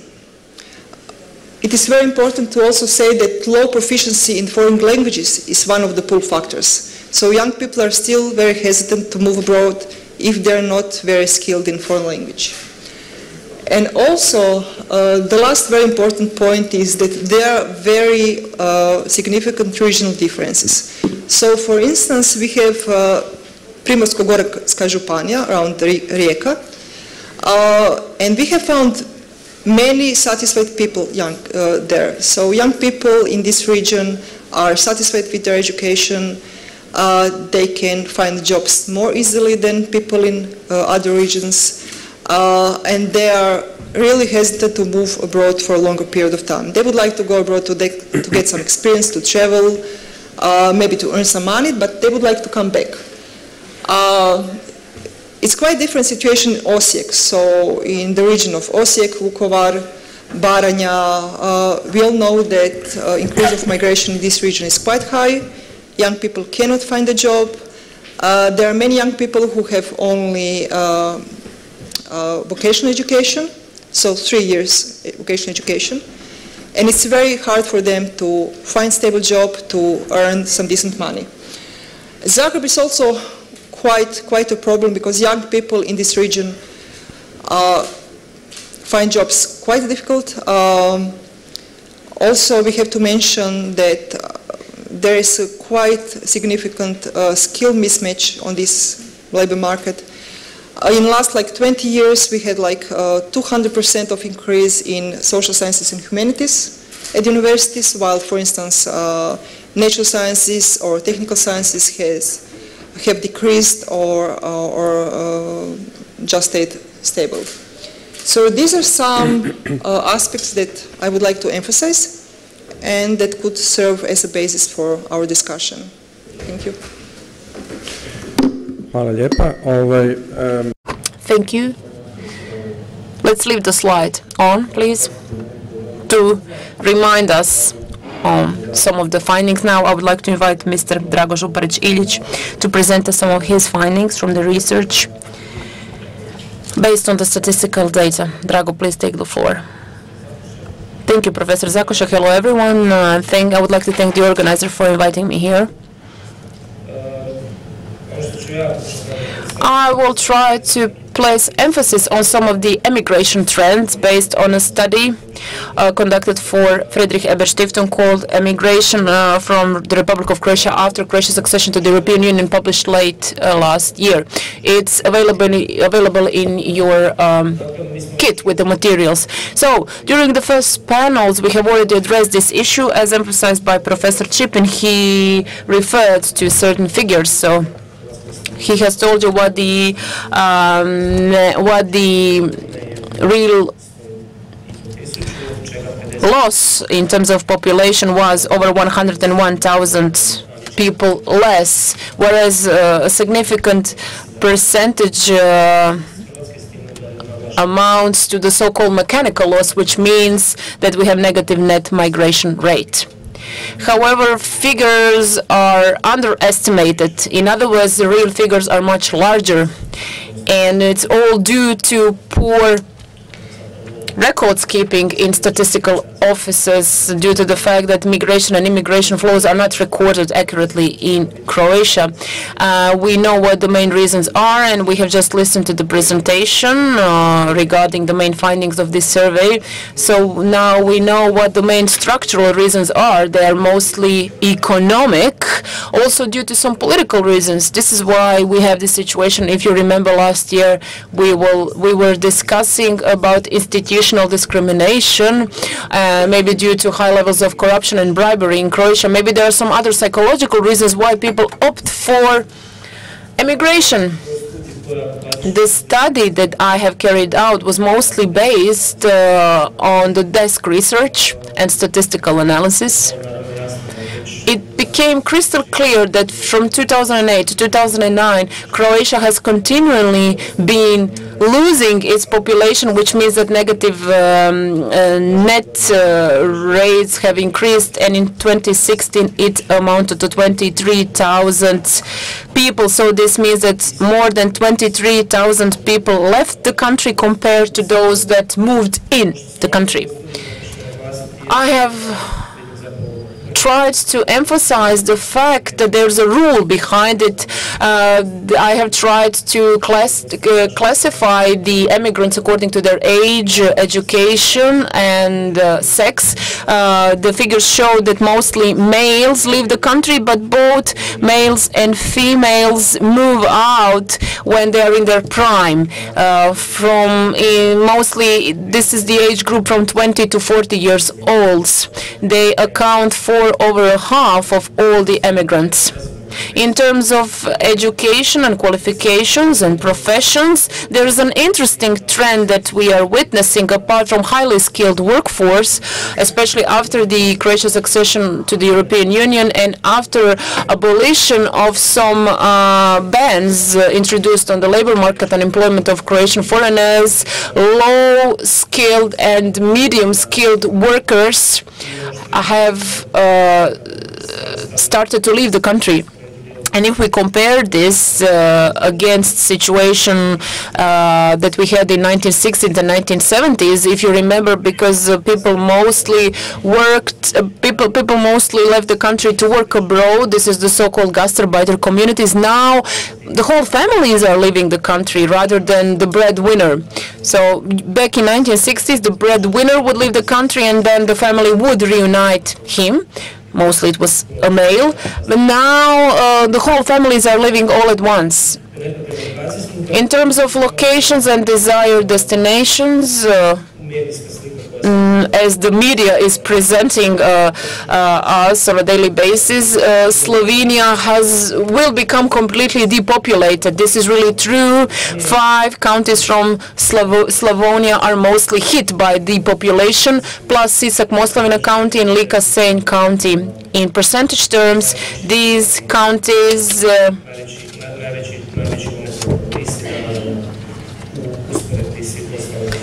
are prominent in terms of emigration compared against other counties. I will dwell on other economic consequences of increased emigration rates, not just in terms of economy, but also effects and consequences on the healthcare and educational sector. Well, not to take too much of your time, let me emphasize one more thing. I think it's important, and this is the fact that the government treats migration in a certain way. This is especially true of immigration. I think that all of you know that since 1991, since Croatia became independent onwards, Croatia has adopted 2 strategic plans called migration policy of the Republic of Croatia. One was valid for 2007-2008. The other document covered the 2013-2015 period. Now, new documents have not been adopted, and they will not be adopted soon. According to this migration policy, Croatia has somehow tried to set up the main framework on how to manage migration flows on its territory. But in terms of emigration, most of the, it's not really dealt with in this document. Emigration is not prioritized, unlike immigration and other issues such as on how to regulate the status of foreign citizens in Croatia and management of borders and security-related issues have been prioritized. In terms of humanitarian approach towards these migrants was not in the spotlight. That being said, the second document covering 2013-2015 period, an action plan was implemented called the Action Plan for Integration of Foreign Citizens in the Republic of Croatia. It was some sort of integration policy of its sort. Yet this plan did not address the issue of reintegration of immigrants that decided to come back home. We cannot even speak of these figures because this is not a prominent trend in the country. But this document has not dealt with consequences and effects of emigration, and selection of targeted immigration has been completely neglected as well. So I just wanted to emphasize 3 elements in my study. These elements will highlight the main problems of the Republic of Croatia, namely depopulation. So some sort of fertility policies or family-friendly policies should be introduced. Secondly, economic perspective of the Republic of Croatia, economic situation. And thirdly, some policies to retain the population here, either maybe to create new jobs, improve working conditions, or other measures to combat negative trends on the labor market. Maybe these new changes, these new measures would keep people here, would keep potential emigrants here. And finally, something that could be food for thought: how can Croatia establish immigration quota? How can we attract desired immigrants or targeted workers?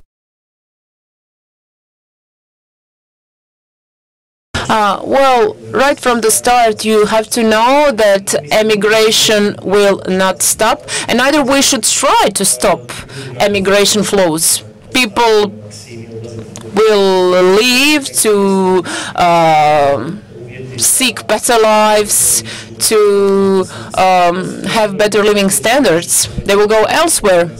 According to the migration and social networks, these factors will act as pull factors to attract immigrants to move abroad. And as our colleagues from the demographic area, including Professor Chipin and Professor Akrep, these authors have often emphasized that Croatia has been neglecting the issues of regional development. It seems that only the city of Zagreb and the Istria County and maybe Split Dalmatia County, the only 3 counties in Croatia, have been witnessing positive net migration rates. And in all the other countries, the net migration rates are negative for a number of years. Plus, a few words about the political elites and their attitudes towards migrations in all the pre-election and election cycles, as we have heard from the Professor Chipin. People like to talk about migrations in pre-election times. Later on, it's completely forgotten. The one party in the Croatian political arena tackled this issue, the issue of migration in Croatia and possible effects of migration, yet they didn't elaborate on this. On the other hand, there are some negative trends ongoing. Highly established political elites, I will not mention any names, treat this in a negative way. So for different reasons, either political or economic reasons, or in order to protect fundamental human rights or liberties or whatever, people actually, or maybe due to the fact that we don't have the real rule of the law, these elites, these high-ranking political officials say loud and clear to people: if you're not happy with your conditions here, you can leave the country, go abroad, which is not good, which is really bad, because as Professor Milko Bilančić has often stressed, if we talk about factors of political stability in a certain country, the main factor of political instability in any democratic country today is the so-called poor governance. Due to poor governance, emigration becomes a big political problem, because there's another issue that has to be tackled. If all people leave, if young people leave, what will happen to us tomorrow? Who will be the political backbone? Who will be the pillar for future economic and social changes for the better? Now I would kindly ask our panelists in this first part to concentrate on conditions in which young people are today and which potentially generate the wish to emigrate actually, and also there was this significant part or portion of youth from the earlier research that they decide to stay here. So to what extent there is certain social structure or social inequality which makes differences between perspectives of different groups of youth. We often talk about the youth as they were a group, an entity, but we have heard today already from Ms. Potočnik that perspectives differ. Students have one perspective, and those who go to vocational schools or finish vocational schools have another. So could you please comment on this and offer your insights? Thank you, first of all, for giving me the opportunity to talk before you. We have all seen in our work that it's very rare that young people are invited to talk about their problems. So we are very grateful when we are invited to give our perspective and our point of view. My main points are going to be the conditions, the context that young people encounter on labor market and also in the broader context. We are aware that the trends going on right now are negatively oriented, and the position of young people on the labor market is becoming even worse. Latest, most recent data show that out of all employed youth, 52 work on contracts which are short-term contracts. So it's 20% more, which shows that this precarious work in young populations becomes a rule. So most of the young people who work are working in these unsafe and unsecure working environments.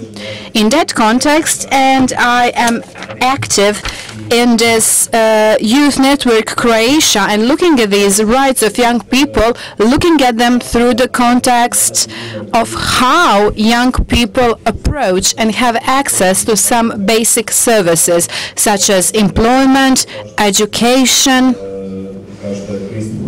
and access to healthcare system. So these are the dimensions which we try to take into consideration as a prism through which we look at the situation of youth. When it comes to education and studying, we mark a lot of negative trends. More than 63% of youth has to work with studying in order to be able to afford studies. And that is an alarming data.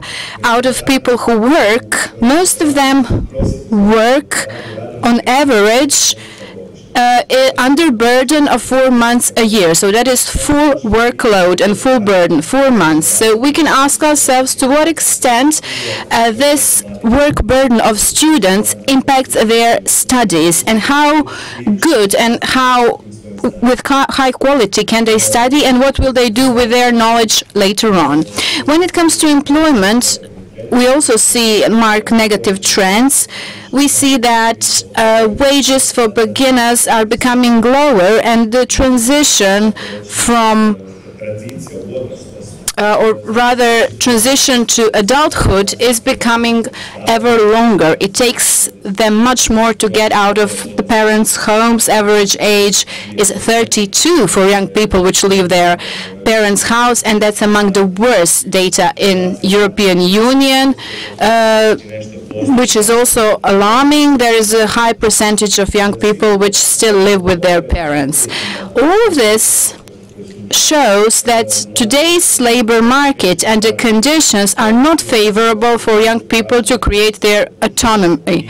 It takes them much longer to find work and find job, and we see this as main reasons and drivers why young people are going abroad to find their luck and their job, especially in the context of this longer period which takes them to find one's job, where there is no incentive by the state within this period of time, and they always have to rely on their parents and their support.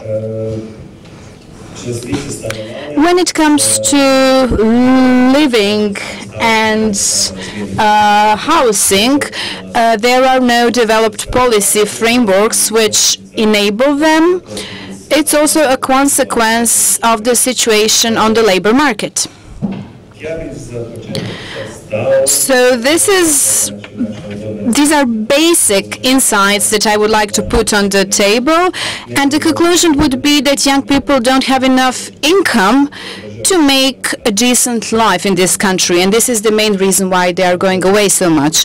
Thank you, Mr. Živković. We will go back to this question also in broader context, even so apart from this labor market. So we have our colleague here from the union, and shopping centers are big element when we talk about Croatian context. There are many people who work in these kinds of services, in tourism and in these commercial services. What are the wages? What are the labor conditions? From your own perspective, what can you tell us about that related to the jobs in your sector and also on the labor market? Thank you for inviting me. So the question is why the Union of Trade is here. Well, because we are the first ones, or the ones that most often offer jobs to young people. We have the biggest fluctuation on the labor market, and we have big numbers of new workers who come to us, but they also soon leave because they are not satisfied with working conditions. Related to these demographic trends in Croatia, they do fit into the global trends, and World Bank has been warning for 30 years now about these trends. So we are in and within this statistical framework. What we would also like to warn about is that Vienna Institute for International Studies in 2015 from European Commission, financed by the European Commission, was drafting a demographic study about movements of workers from Croatia after accessing the EU, and now we have an average profile of Croatian immigrant. And average immigrant from Croatia is employed person with vocational training in its prime, 35 to 45 years of age, and basic motive to go abroad is the need for higher income, for better working conditions, and also for better living conditions. They go into processing industry, into health or similar services, construction sector, tourism or catering services. And this is something that offers most percentage to income to our sector. So most productive workers go somewhere else to take care of their gross national product, and they don't contribute to the Croatian one.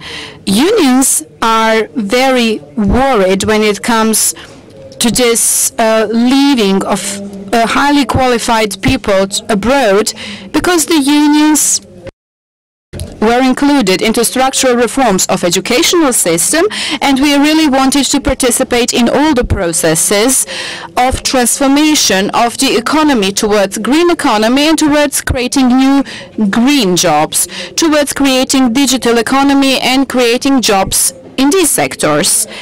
And also creative economy, last but not least. So these are three new areas of development which this country needs and which need to be strategically planned and thought out. And in that way, through opening and creating new jobs in this area, we should enable young people to acknowledge themselves and to be the drivers and the carriers of changes and growth. Unfortunately, educational reform has stopped, it's blocked, it's going on but from scratch, so we have lost 4 or 5 years or maybe even more, and we cannot do anything about it, and we cannot make this transformation in a way in which we wanted to. And I really don't know in what way this will reflect on further migration movements. Second point, trade unions for 2 years now have been insisting on active strategic planning and the policy of wages. So we are insisting on collective negotiations according to categories, and we would like to increase average wages, not only the minimum one, but also the others, because the distribution of income and wages is moving more towards minimal wages, and the bigger number of workers who receive minimal wages up to average wages than those who have average or more. And we want to stop the current trend and enable people to have better income, better wages here in Croatia, better salaries. Second problem are working hours. Yes, we are now in this income trap now, and we are also in the trap of these working hours. We allowed to foreign investors to work 24/7 every day during the whole year without taking care of our holidays and things like that, important dates, and we allow them to introduce minimal wages. So trade unions want shorter working hours and increase of salaries in a way that they approach the salaries of the countries into which Croatian workers go. Germany, Italy and Slovenia. So these are the countries to which most commonly Croatian workers go. And these countries have good labor markets. They have every year negotiations of working hours. They have high quality and worker-friendly policy, and also they try to confirm and affirm balance between family life and business, and this is regulated through collective agreements. The workers of these countries feel that, and they feel safe and secure, and they have no need to go. And we would like to create such environments as soon as possible here in Croatia. A short question also to you. In order for the trade unions to have some strength, it is important to attract new and young members of these trade unions. So do you have data about the percentage of young people in your unions, and to what extent is that attractive to young people to become members of trade unions? So workers who are employed in precarious work or economies are not interested into membership of trade unions because currently we cannot offer much to them. We don't have the service which they need. And this is a special problem, the problem of employer who, in this type of precarious work, plays an important role. So we have to identify the employer to know who we have to invite to sit on the table, to sit to the table with us and to talk about it. Second thing, our trade union knows we have a high quality database, and we know that we have 18% of people who are younger than 30 years of age. This is our structure of our members. We have been losing every day young people because every day we hear from young people who are leaving the country. Only in the sector, commercial sector, people who go away are those who worked as butchers or go to work in warehouses, etc., etc. So this sector is in this income trap. You cannot find people who will work for such a small amount of money. So we need to stop this situation, and we need to negotiate better price of labor for young people. Okay, it's a good thing that we have a minimum wage, but there are often ways, I'm sure, to find your way around that minimal wage, to make it even more minimal. You've mentioned good labor market, and we know there is a zone in which agencies for short-term types of work, and Friedrich-Ebert has conducted some analysis about the ways in which these agencies work. It often happens that these young people, or those who go to Germany or etc., they don't employ as workers, but they have this pseudo status of those who offer services, and in that way they are put in not so favorable conditions. So do you know anything about these employment agencies which offer some short deadline transfer? You've heard about Macron, French president, who has put out an initiative to stop this at the level of European Union. So he talked a lot about this. Yes. The solution to govern or to manage this labor market is collective negotiation and collective agreement.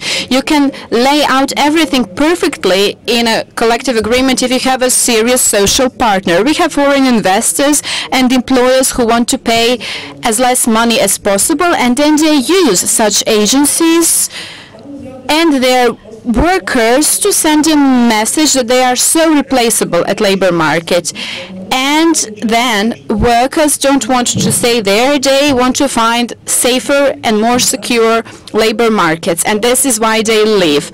So we need the support of the public to start a more serious negotiation. Slovenia was in this situation in 2010. They joined European Union in 2007, and it took them 3 years to govern and to create order on their labor market. We are now in this situation, and our trade union wants to do that. We want to amend the law and social agreements and to talk to our social partners to solve this in a way which will be the pillar stone for defining the labor market conditions to solve all these problems that we have been talking about: working hours, working conditions, and the price of labor. We do have the Office for Legal Advising for these workers who go abroad. It was established in May this year, and it has been active, and you do have some workers being active there, but we don't have enough data to give you concrete numbers which will include these agencies that you mentioned. Okay, Dunja and Drago, do you have any comments on this? Again, we go back to the condition and position of young people and additional factors which impact emigration. I remember the findings or the study on youth which was financed by Friedrich-Ebert, and I was surprised when I saw the percentage of young people who have very conservative attitudes and are not so interested into emigration. They want to stay with their parents as long as possible. So apparently we are talking about the differences between different groups of young people. So it's segmented. Yes. First, we need to put data into context. Croatia is a conservative, traditional country, together with Spain, Portugal, Italy, etc., where you have very strong family bonds. You prefer living in families, many generations together, because you have confirmation from many sides. This is what I commented on in the previous panel.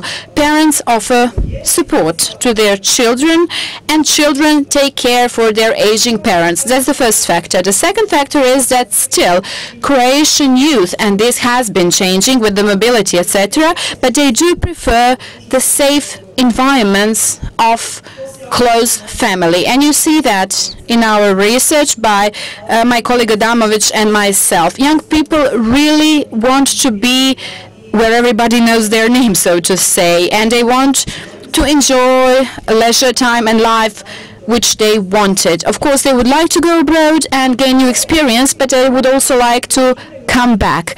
Here we are talking about young people who are highly educated, coming from families which can offer certain support to them.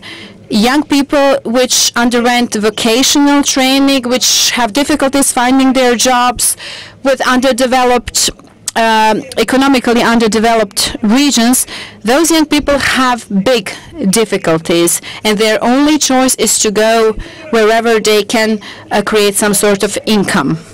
The biggest percentage of youth in Croatia still is only with high school. We talk about highest education, but the percentage of those who don't go to faculties or graduate is much bigger, and they don't have conditions. We have to take into consideration that we need people who have underwent vocational training, bakers, shoemakers, technicians, etc., etc. Every state needs that. Every country needs that, and we need to invest into that. We keep neglecting that, but we need to work on that more and bear that in mind. We can develop digital economy, create jobs in that segment, green economy, etc., etc., and that is good. But we need to somehow leave the perspective of highest education, which is important, of course, but we also need to think about these other sectors and professions. There is a disbalance of offer and demand, and young people who want to raise their status and their family status go to study, and oftentimes it's a trap. There is no data for every county, but we do have data for Međimurje County. Međimurje County is the only one in Croatia which has healthy economy. They don't have high income, personal income, but their unemployment rate is lower than in most of the Croatian counties. And in Međimurje, young people looking around themselves decide to go and study something only for the graduation's sake, and they fall into a trap. And data has shown that 70% of young people are highly educated, and these are girls who go to social sciences. And these are the girls from families with lower education, and when they finish their studies, they go back to their poor families and they live on their budget. And this is a vicious circle which could be broken if there were a will to restructure vocational training and to change the mental frame of people, to broaden their horizons and to give them tools to encourage their children to lead a good quality life even with vocational training or despite of it. Drago, would you like to comment on this? Yes, I agree, but I would like to emphasize additional aspect. From this paradigm of emigration, which is my area of work, what feels to me is that you need to change frame of mind. When it comes to emigration, you need to realize that we should really be looking at immigration, shouldn't really be looking at immigration from just one perspective. It is the loss of resources and it is the loss of people from many aspects. It's brain drain, it's all of this, especially when it comes to highly qualified people. But we have also heard that there is this middle status and middle professions or lower, which are also needed, highly needed in EU and in Croatia. And also emigration as such should be conceptualized not only as a permanent loss, as is the case now, but also it should be looked at in terms of these circular movements, where really you have this situation of triple win, not only for the state or the country where immigrants go, but also for that from which they immigrate. We are not talking only about basic things such as economy and economic income which is sent back to their families, but also about social capital, intellectual capital, and this mutual interaction. Country of origin can then invest more into measures and policies of reintegration or re-immigration. Or if economic indicators are not so favorable at this point, maybe the bonds or the connections should still be strengthened between the country of origin and country of destination. It has been attempts to do so from the 90s till today, but it has never happened. So this connection with diaspora, Croatian diaspora, it hasn't had results which were aimed at, and at this moment Croatia should have much bigger responsibility to try to recreate active policies and bonds which will enable to people leaving to grasp this as something temporary and not permanent, and maybe make them aware that it is a sort of a loss which can also be a gain if they return at some point. So, as our colleague from Hungary has said, it's very important to maintain these bonds and links. I wouldn't be so critical in terms of incapacity of state. Maybe civil society organizations have a role to play that. Our colleague Zakošek has mentioned the Shell survey or research funded and coordinated by the Friedrich-Ebert-Stiftung. A new wave is upcoming. It will be conducted as of this year, and the findings will be published in 2018. And it will give us some important insights because it covers educational sector, employment issues, youth status, and their migrational aspirations. So the data from 2013 that we have from the last wave and the findings from the new wave will help us to understand how young people perceive migration. According to this survey, as much as 70% of young people in 2013 was very optimistic regarding their future. 4 years later, I'm not so sure. I'm not sure whether the percentage will remain as high. However, this might be a telling sign unless if no big changes occur, I think that the majority of young people will stay here. Okay, before we give floor to the audience, a last question from my part for Mrs. Percan from the trade union, from the retail sector. What are the consequences of demographic decline? What is happening to the labor markets? Someone would say, well, look, there are shortcomings of work. There are shortages of workers in certain sectors, so their salaries and wages should increase, thus, because they are in deficit. So the labor market should react. What about importing the labor force? According to the media, they always create some kind of hype. They say, oh, the healthcare system is under strain, the construction industry is under huge pressure, so obviously there are no shortages of workers in the retail sector. I recently read that in terms of shipyards, shipyards now have to import laborers from Poland, so it means that we lack Croatian workers in the shipbuilding industry. So what is the state of the play? Do the young people use the opportunities available on the labor market to re-qualify themselves to fill the vacancies on the labor market? So what sectors are mostly hit?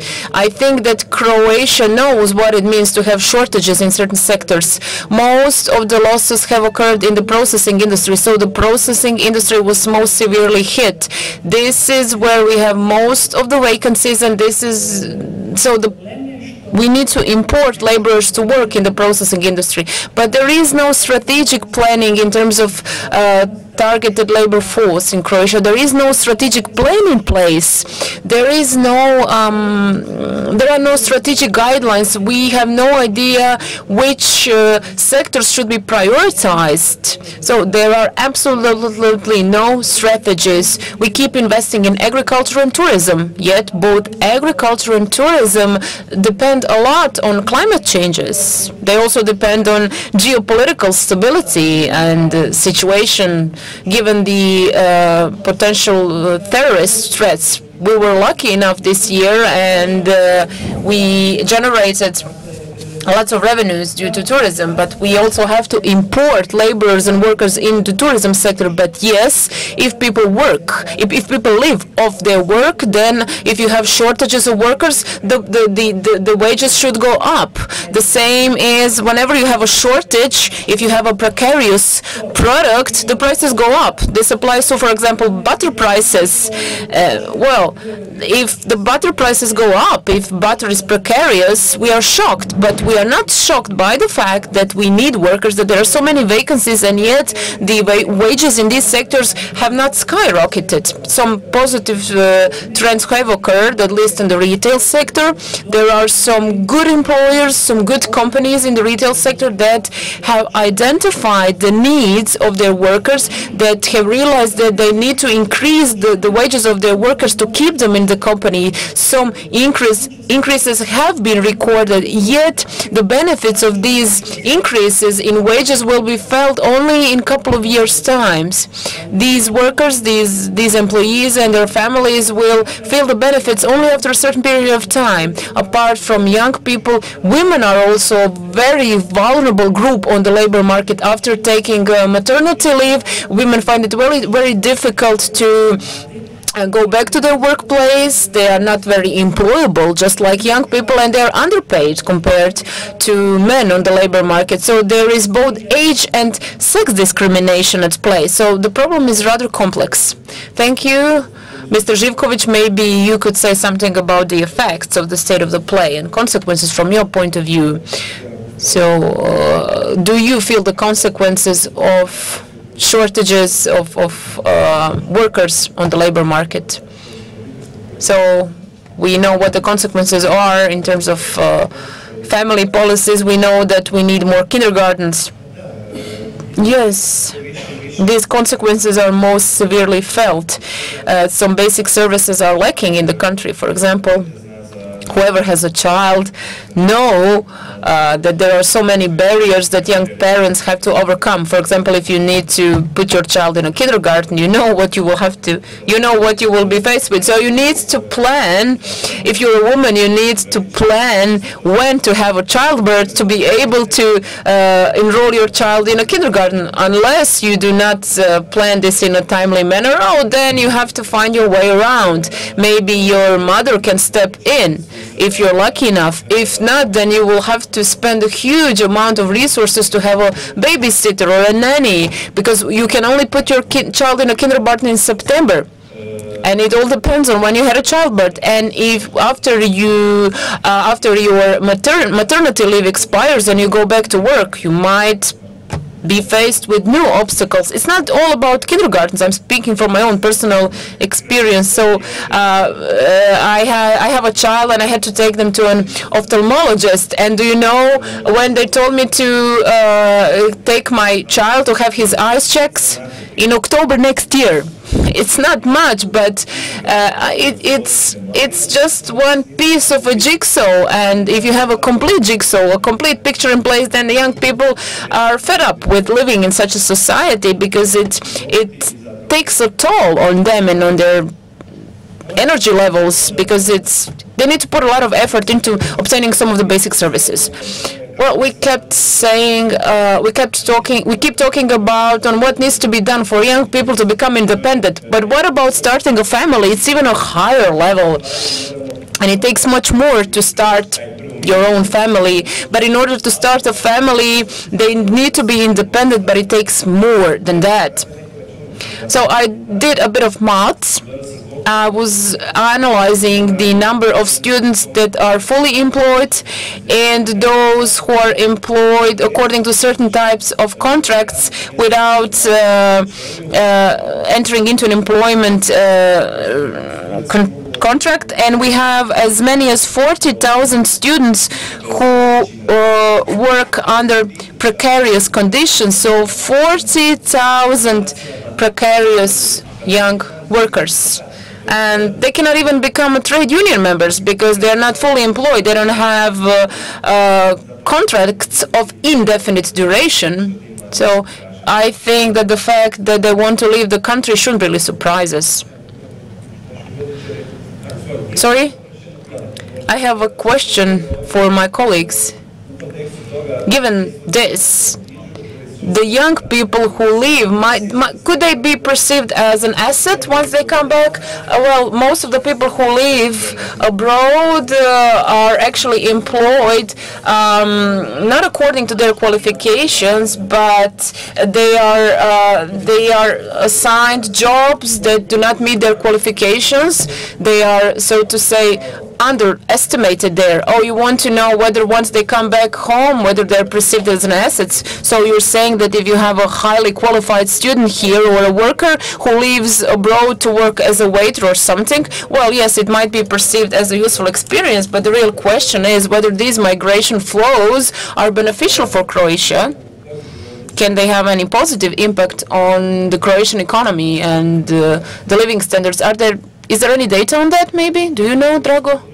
I don't know. As far as I know, not. We don't have any data or figures on this. This is still an unknown area to us. It's something that we will have to grapple with in the upcoming period, especially if we witness re-emigration flows, which are non-existent at this point, because mostly we are witnessing emigration flows at this point. But yesterday or the day before yesterday, I read, Sven Marcelic told me that the Croatian Pension Insurance Institute published that compared against 2007 today, only 82,000 fewer young people worked compared to 2017. So there has been a significant decline in the number of young people who are employed. Maybe this is due to emigration, but it's a cause of worry for us. So in terms of immigrant labor force, although the findings of the survey haven't been published yet regarding the status of immigrant workers in a shipyard called Treći Maj. It's a Rijeka-based shipyard. So interviews were held, and also the situation regarding immigrant workers from Ukraine and Russia, who are mostly employed as welders or other types of workers working in shipyards,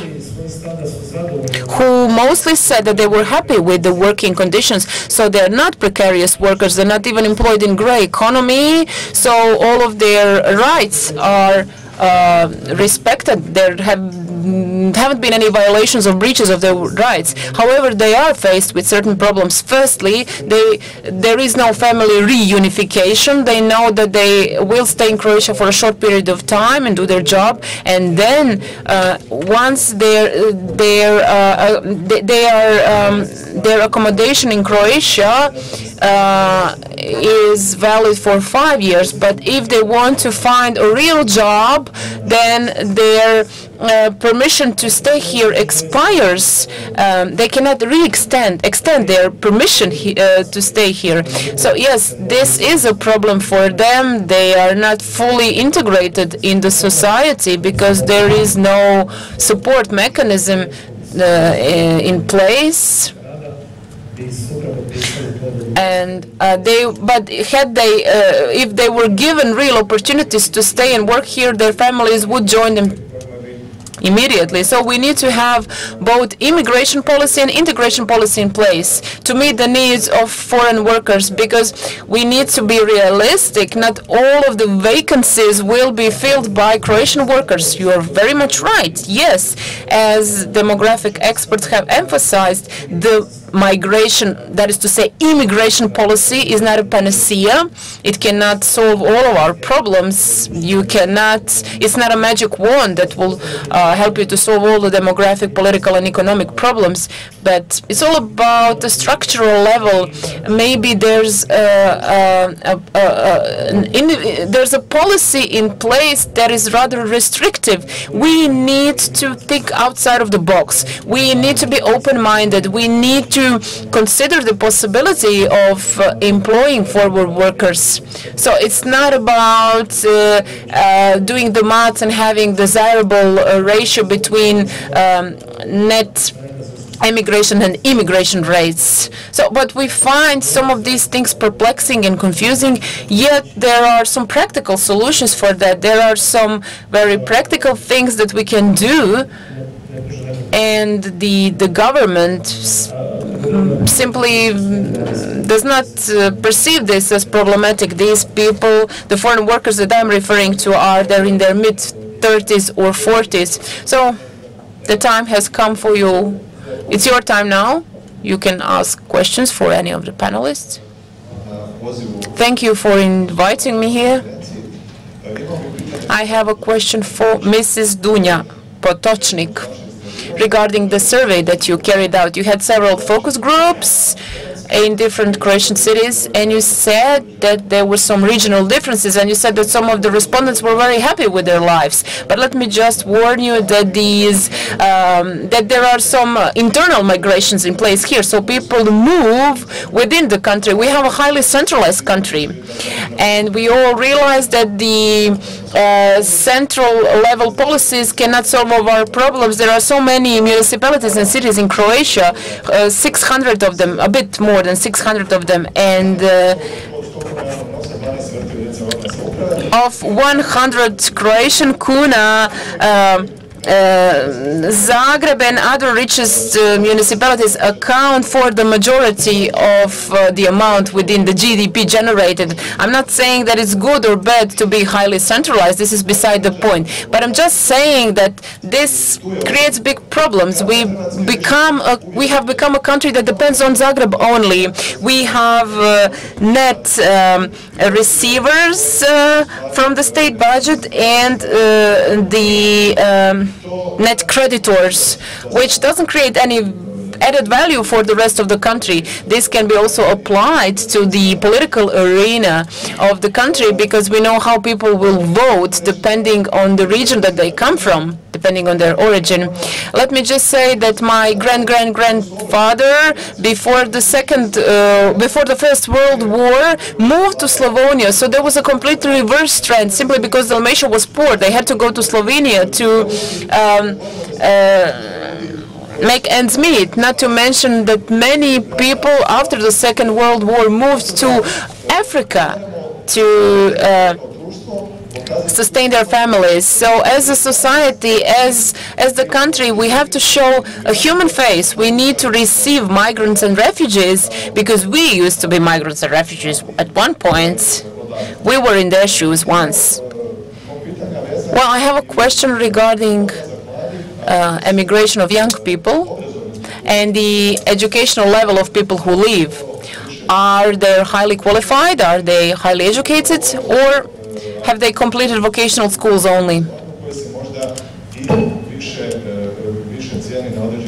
Because maybe the fact that they had completed the vocational schools plays a role in these countries. Maybe they will be recognized as a valuable workforce in Western countries. 20% of the Croatian GDP comes from tourism. I think it's only Greece that has a higher share. So tourism accounts for 23% of the Greece GDP, whereas France, which is the best tourist destination in the world.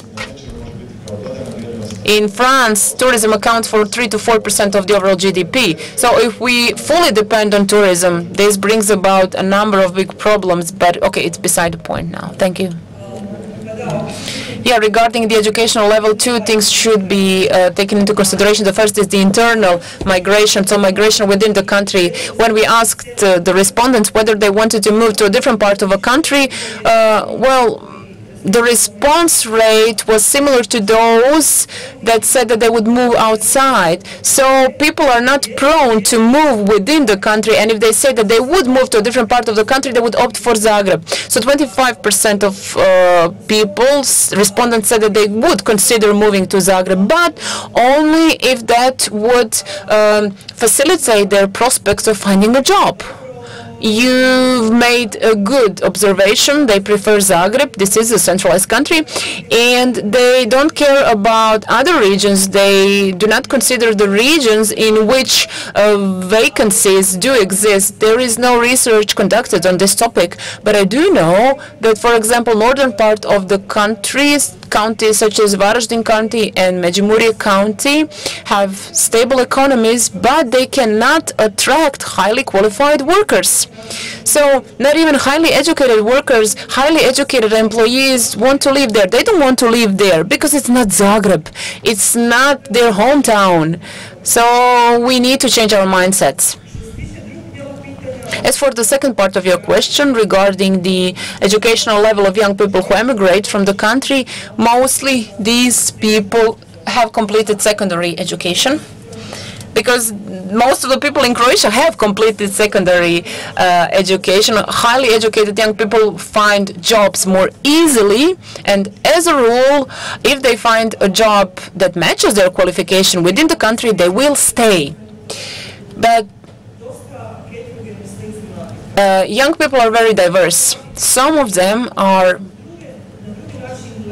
perceive things differently. They perceive living conditions in Croatia differently. For example, if you would ask young people who had completed secondary school and highly educated people, highly educated young people, if you ask them what is a good salary level for you, the answers would be very different. So if, for example, you said to highly educated young people, would you stay here if you had a salary of, I don't know, 800 euros, they would say, no, I don't think so. Whereas those that had completed secondary school only would accept it, no questions asked. So it all depends. It all depends on their educational level, but it all depends on their region of origin. Mr. Župarić, do you want to say something about the sectoral and regional differences? No, I have nothing to add. Let me say that in as early as 1960s, the depopulation from rural areas has increased. So people are leaving rural areas, but this applies not only to young people but to everyone. People are simply moving out of the villages, and it has nothing to do with the level of development of certain regions. Whereas those that are the counties that are being constantly depopulated are the so-called areas of special state concern, which means that they were afflicted by the war, and the poor economic conditions are simply a consequence of this, but it also has to do with poor personal relations within the community and reconciliation between different ethnicities. So it also plays a partial role, because people from the so-called passive areas usually move to Zagreb, and today they do not go to Zagreb, they will move abroad. So if you have someone from a village called Babina Greda, which is a rural area of Slavonia, they will skip Osijek, they will skip Zagreb and move to Germany instantly. Thank you. My question is the following, and I will ask Dunja later on, but before that, I would like to remind you about a recent increase in migrations of young people. Our colleague Chipin and Župarić have said that we don't have very precise and accurate data, but the trend is valid and it exists. Most of us, however, experts in the area, do recognize two possible main causes, let's call them like that, or these push factors.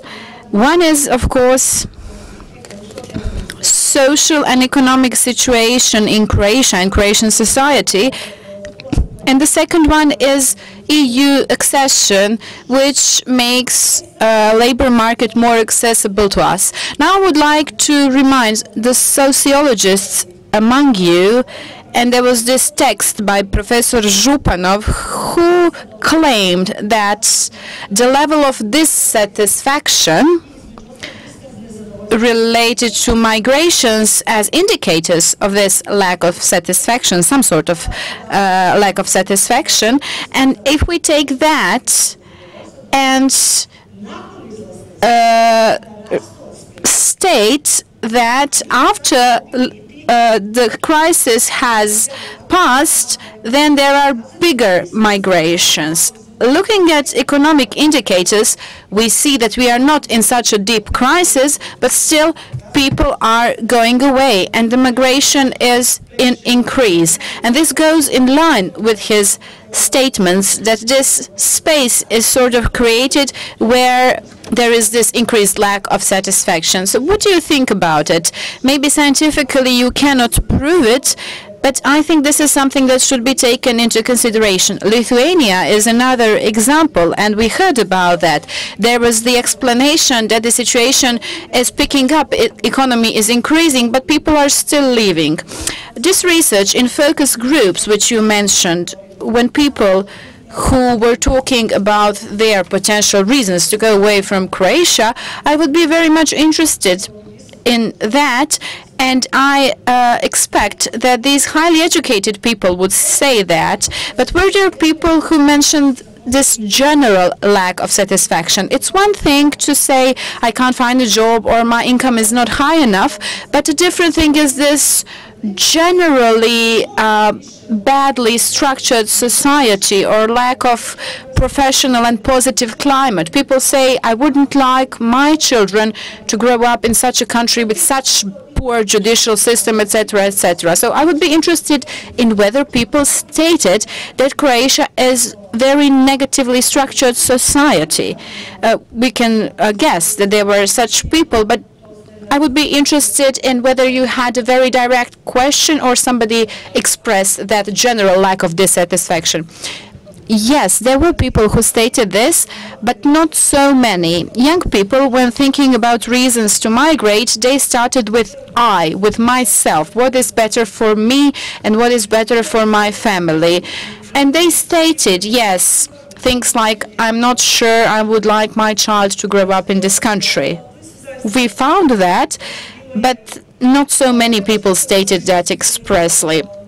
What they stated mostly was something similar to, I know that somewhere abroad I will be more appreciated. I know that if I leave Croatia, I will find fair labor market. I know I will have higher income. So these were the things that we've heard from them. And this was the majority and dominant group that stated something like this. Any other comments by our panelists? So general dissatisfaction. No?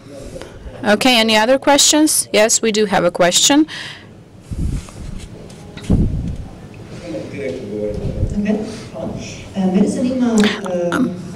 My question is the relation of workers' rights in private and state sector. I think that young people mostly go to private sector. All places are filled in state sectors, that is in Croatia, but abroad, people who work in private sector have bigger salaries and less security, but still, in Croatia, most people working in private sector with vocational training have lower income and greater insecurity than those working for state sector. So my impression is that young people, it's much better to go abroad and to work in private sector, because in Croatia, in private sector, they are not protected and they can be fired whenever, and their wages are low and they are not protected. But on the other hand, private sector, 800,000 workers in Croatia work for the 4 million people. So this is very unfavorable and very complex, because how can we enable better working rights for young people if we don't tackle that private sector seriously? Yes, you are right, and this is what we are doing every day. We are working on that. Workers, 60% of them being women, are not protected on labor market. The only protection that trade union can offer to them is collective agreement. We had collective agreements up to July 2013, when Croatian Employers Association declined this collective agreement for commercial activity. And since then, we are working with the biggest global players with global capital who are very interest-oriented and who are not taking care of workers' interests. At the level of our union, we now have a unit for collective negotiation. We are trying to connect sectors there and reach the level where we will find a strategy for private sector. But we need you, workers employed in this private sector, citizens who have partners or families who work in private sector. We need your support. So do come to our actions and meetings, because we are working in your best interest. Maybe the state could do something in that respect. Maybe introduce some parts of collective agreement at the level of sector or industrial branch. Yes, I agree that state can participate in this, and we do have prepared activities for social and economic council, but this council has people from private sector and public sector. In public sector you have 2 or 3 people, and in private sector you have 1 representative of trade unions. So this is the ratio of private-public trade union, where it goes a bit more in favor of public and state-employed people and not private workers who are not so protected on labor market. I have something to add to this. Okay, please do. First my answer, then the question. There are things that the state can do to make the position of young people on labor market more favorable. We have been working on this for a couple of years now to enable support for unemployed people who are inexperienced on labor market. It does not exist now, and from our experience that would decrease the pressure on young people to accept anything that comes, and maybe partially impact the private sector and their wages, which will have to be increased to compensate for the fact that young people are not offering everything that comes their way. And the second policy is to increase the minimum wage, so to go towards that concept of living wage, where at the level of states we would have these minimal wages or salaries increased, and also the private sector should then follow. But this is something having to do with minimum wages or salaries, not everything. So there are really things that the state can do. Additional comment, yes, related to this Minimum Wage Act. I would be cautious about that, because there are economic analyses saying that this act which came in 2008, slowed the pace of wages and made the opposite effect. So if we talk to those which encourage these strategies, then this act is in favor of them, because there is no obligation of collective negotiation with social partners, and we are entering a vicious circle which enables lower prices for wages and workers in private sector. I have a couple of questions or comments for Dunja Potočnik and Mirjana Adamović, who is not here. Yes, she is here. Ms. Adamović is here. I'm glad. Good. I'm from Institute for Migration and Ethnic Studies, and we are colleagues when it comes to this research and research topics. What I would like to know is related to migration pattern, which you maybe have noticed and which has changed. What I'm talking about is the fact that we are facing a trend that young people emigrating are young people, families with children. So it's not happening like in the 80s and 90s when couples or single people went away. Today, families with children go away, probably because they want better education and life for their children, and on the other hand they are aware that if they go to Germany that their children will then not have problems with integration. They will right away be included into integration problems. So it's not a pull factor then, this marital status and children, something which keeps people here, but it's a push factor, pushing people to go away to create better life for their children. And the other thing, pull factors, I don't know whether you use the classic theory by Lee about push and pull factors. Then it's not a pull factor, but we can talk about that. Pull factors would be factors attracting immigrants to the country of destination, social climate, better life, welfare, etc., etc. So this is a bit dubious when it comes to categories. But I would like to know more about that. And also about Ireland. We think about Ireland as immigration country, but recent data show that there is more people immigrating than emigrating to Ireland. So it's so intense today. Travel costs are so low compared to the previous periods that mobility is much higher than our perception might be. So the patterns and the perceptions that we have are maybe not so correct.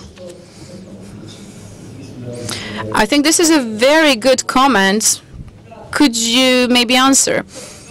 Yes, two questions. So first, no, we haven't been using this scheme, but we will use it in the study. This presentation addresses wider public.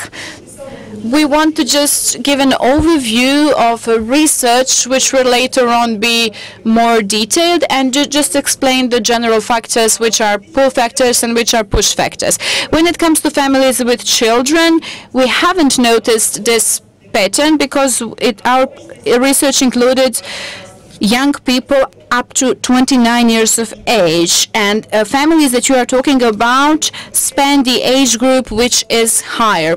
Children with their parents and children who go to kindergarten, etc., they are over 29 years of age, which was our sort of limit. Any other panelists that would like to comment on that? We are running out of time, so maybe we could have some conclusions now. This is a really complex overview of situation in Croatia that we got about causes, consequences, and demographic trends in Croatia. Demographic decline, higher mortality than birth rate is also what we have heard. Our colleague from the Institute and her comment that very attractive destinations have very intense migration processes is also relevant, and this is something that we should be taking into consideration. People coming to Ireland, yes, there are numerous people going there, but people going away from Ireland are also high in numbers, and the policies should be reflecting that. Also, the fact that this punctual character of tackling demographic trends is present. Moral panic is being created, and it's happening every now and then. We hear worst-case scenarios, catastrophes are created around these trends, and it mostly happens in pre-election times. And then it dies away and waits for the next cycle. And this is a wrong way of tackling demographic problems. So maybe you could comment on this in your concluding remarks. Maybe you can send a couple of positive messages of how in Croatia we could be changing the way we tackle demography trends and migration policies, especially when it comes to young people. In first panel, I mentioned the strategy of development in Croatia, which should be the basis. And from what I have seen so far, this strategy won't be approached in a high-quality manner. After the strategy, there are action plans. And if strategy is not good and it doesn't take into consideration real and important indicators for demographic renovations and better living conditions for young people, you cannot have good action plans. So I can't be optimistic about this, unfortunately, especially taking into consideration that my colleague Ilica said that after economic recovery, there is the burst and outburst of satisfaction, lack of satisfaction, dissatisfaction, because changes don't happen fast enough, and we haven't reached critical peak of emigration, so I can't be optimistic.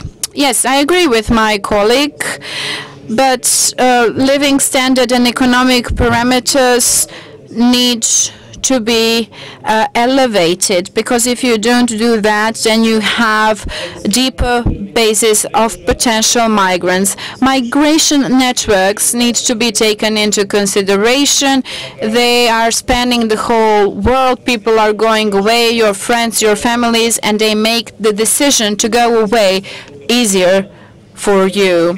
Demographic problems, well, I'm not sure about optimistic solutions there either. It has to do with economic recovery of Croatia, and we shouldn't be looking at demography as an isolated segment. It needs to be connected to strategies and points of these future strategies. So green economies, digital economies, new innovative jobs. This might be a very optimistic way, new way for the future. And we shouldn't be neglecting some things. And that is the fact that human spirit is inventive and people find a way to find their way in the world. When you look at young people, young immigrants and refugees in Croatia, you have wonderful examples of how people manage to fight for their position on labor market and include themselves in broader social and cultural trends.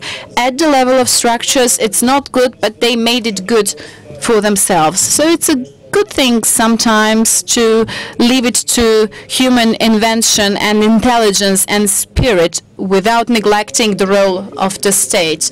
Young Russian and Ukrainian people might find Croatian women and stay here, who knows? Mr. Živković, well, I also don't have a very optimistic conclusion, to be frank. It seems to me that we have to invest into people very seriously in Croatia. And if we don't do that, then these negative trends will continue. We need to invest into people, into enabling basic social standard for these young people. Maybe the best example of how we are lagging behind some countries is the fact that from 2009, Croatia is in the process of ratifying European Social Charter. This is the document which is signed, and by signing, some social rights are guaranteed to the citizens, and citizens can sue the state or the country if these rights are not implemented according to European Council. And Croatia has stopped this process, hasn't ratified this charter, because they said that they cannot implement these rights. And this is something that is very alarming and indicative, and once we start implementing and enshrining these rights, we will have such negative trends and very pessimistic views of the future. As a state and as a society, we need to start guaranteeing dignity and a dignified life to young people. Our message is, as trade unions, to fight and to be optimistic. Most recent economic studies have shown that $1 per year, which is invested into human capital, gives you $11.39 of added value to gross domestic product. That's the first thing, very optimistic. And also next week, our trade union in Split will participate in launching free council for free non-working Sunday. So if you are interested, please contact us and we will offer you additional data on our activities. Thank you all to our panelists and to our audience, and I would like to have a round of applause for all of us. Thank you, and you are invited to lunch and to be a bit with organizers. Thank you very much. Hvala.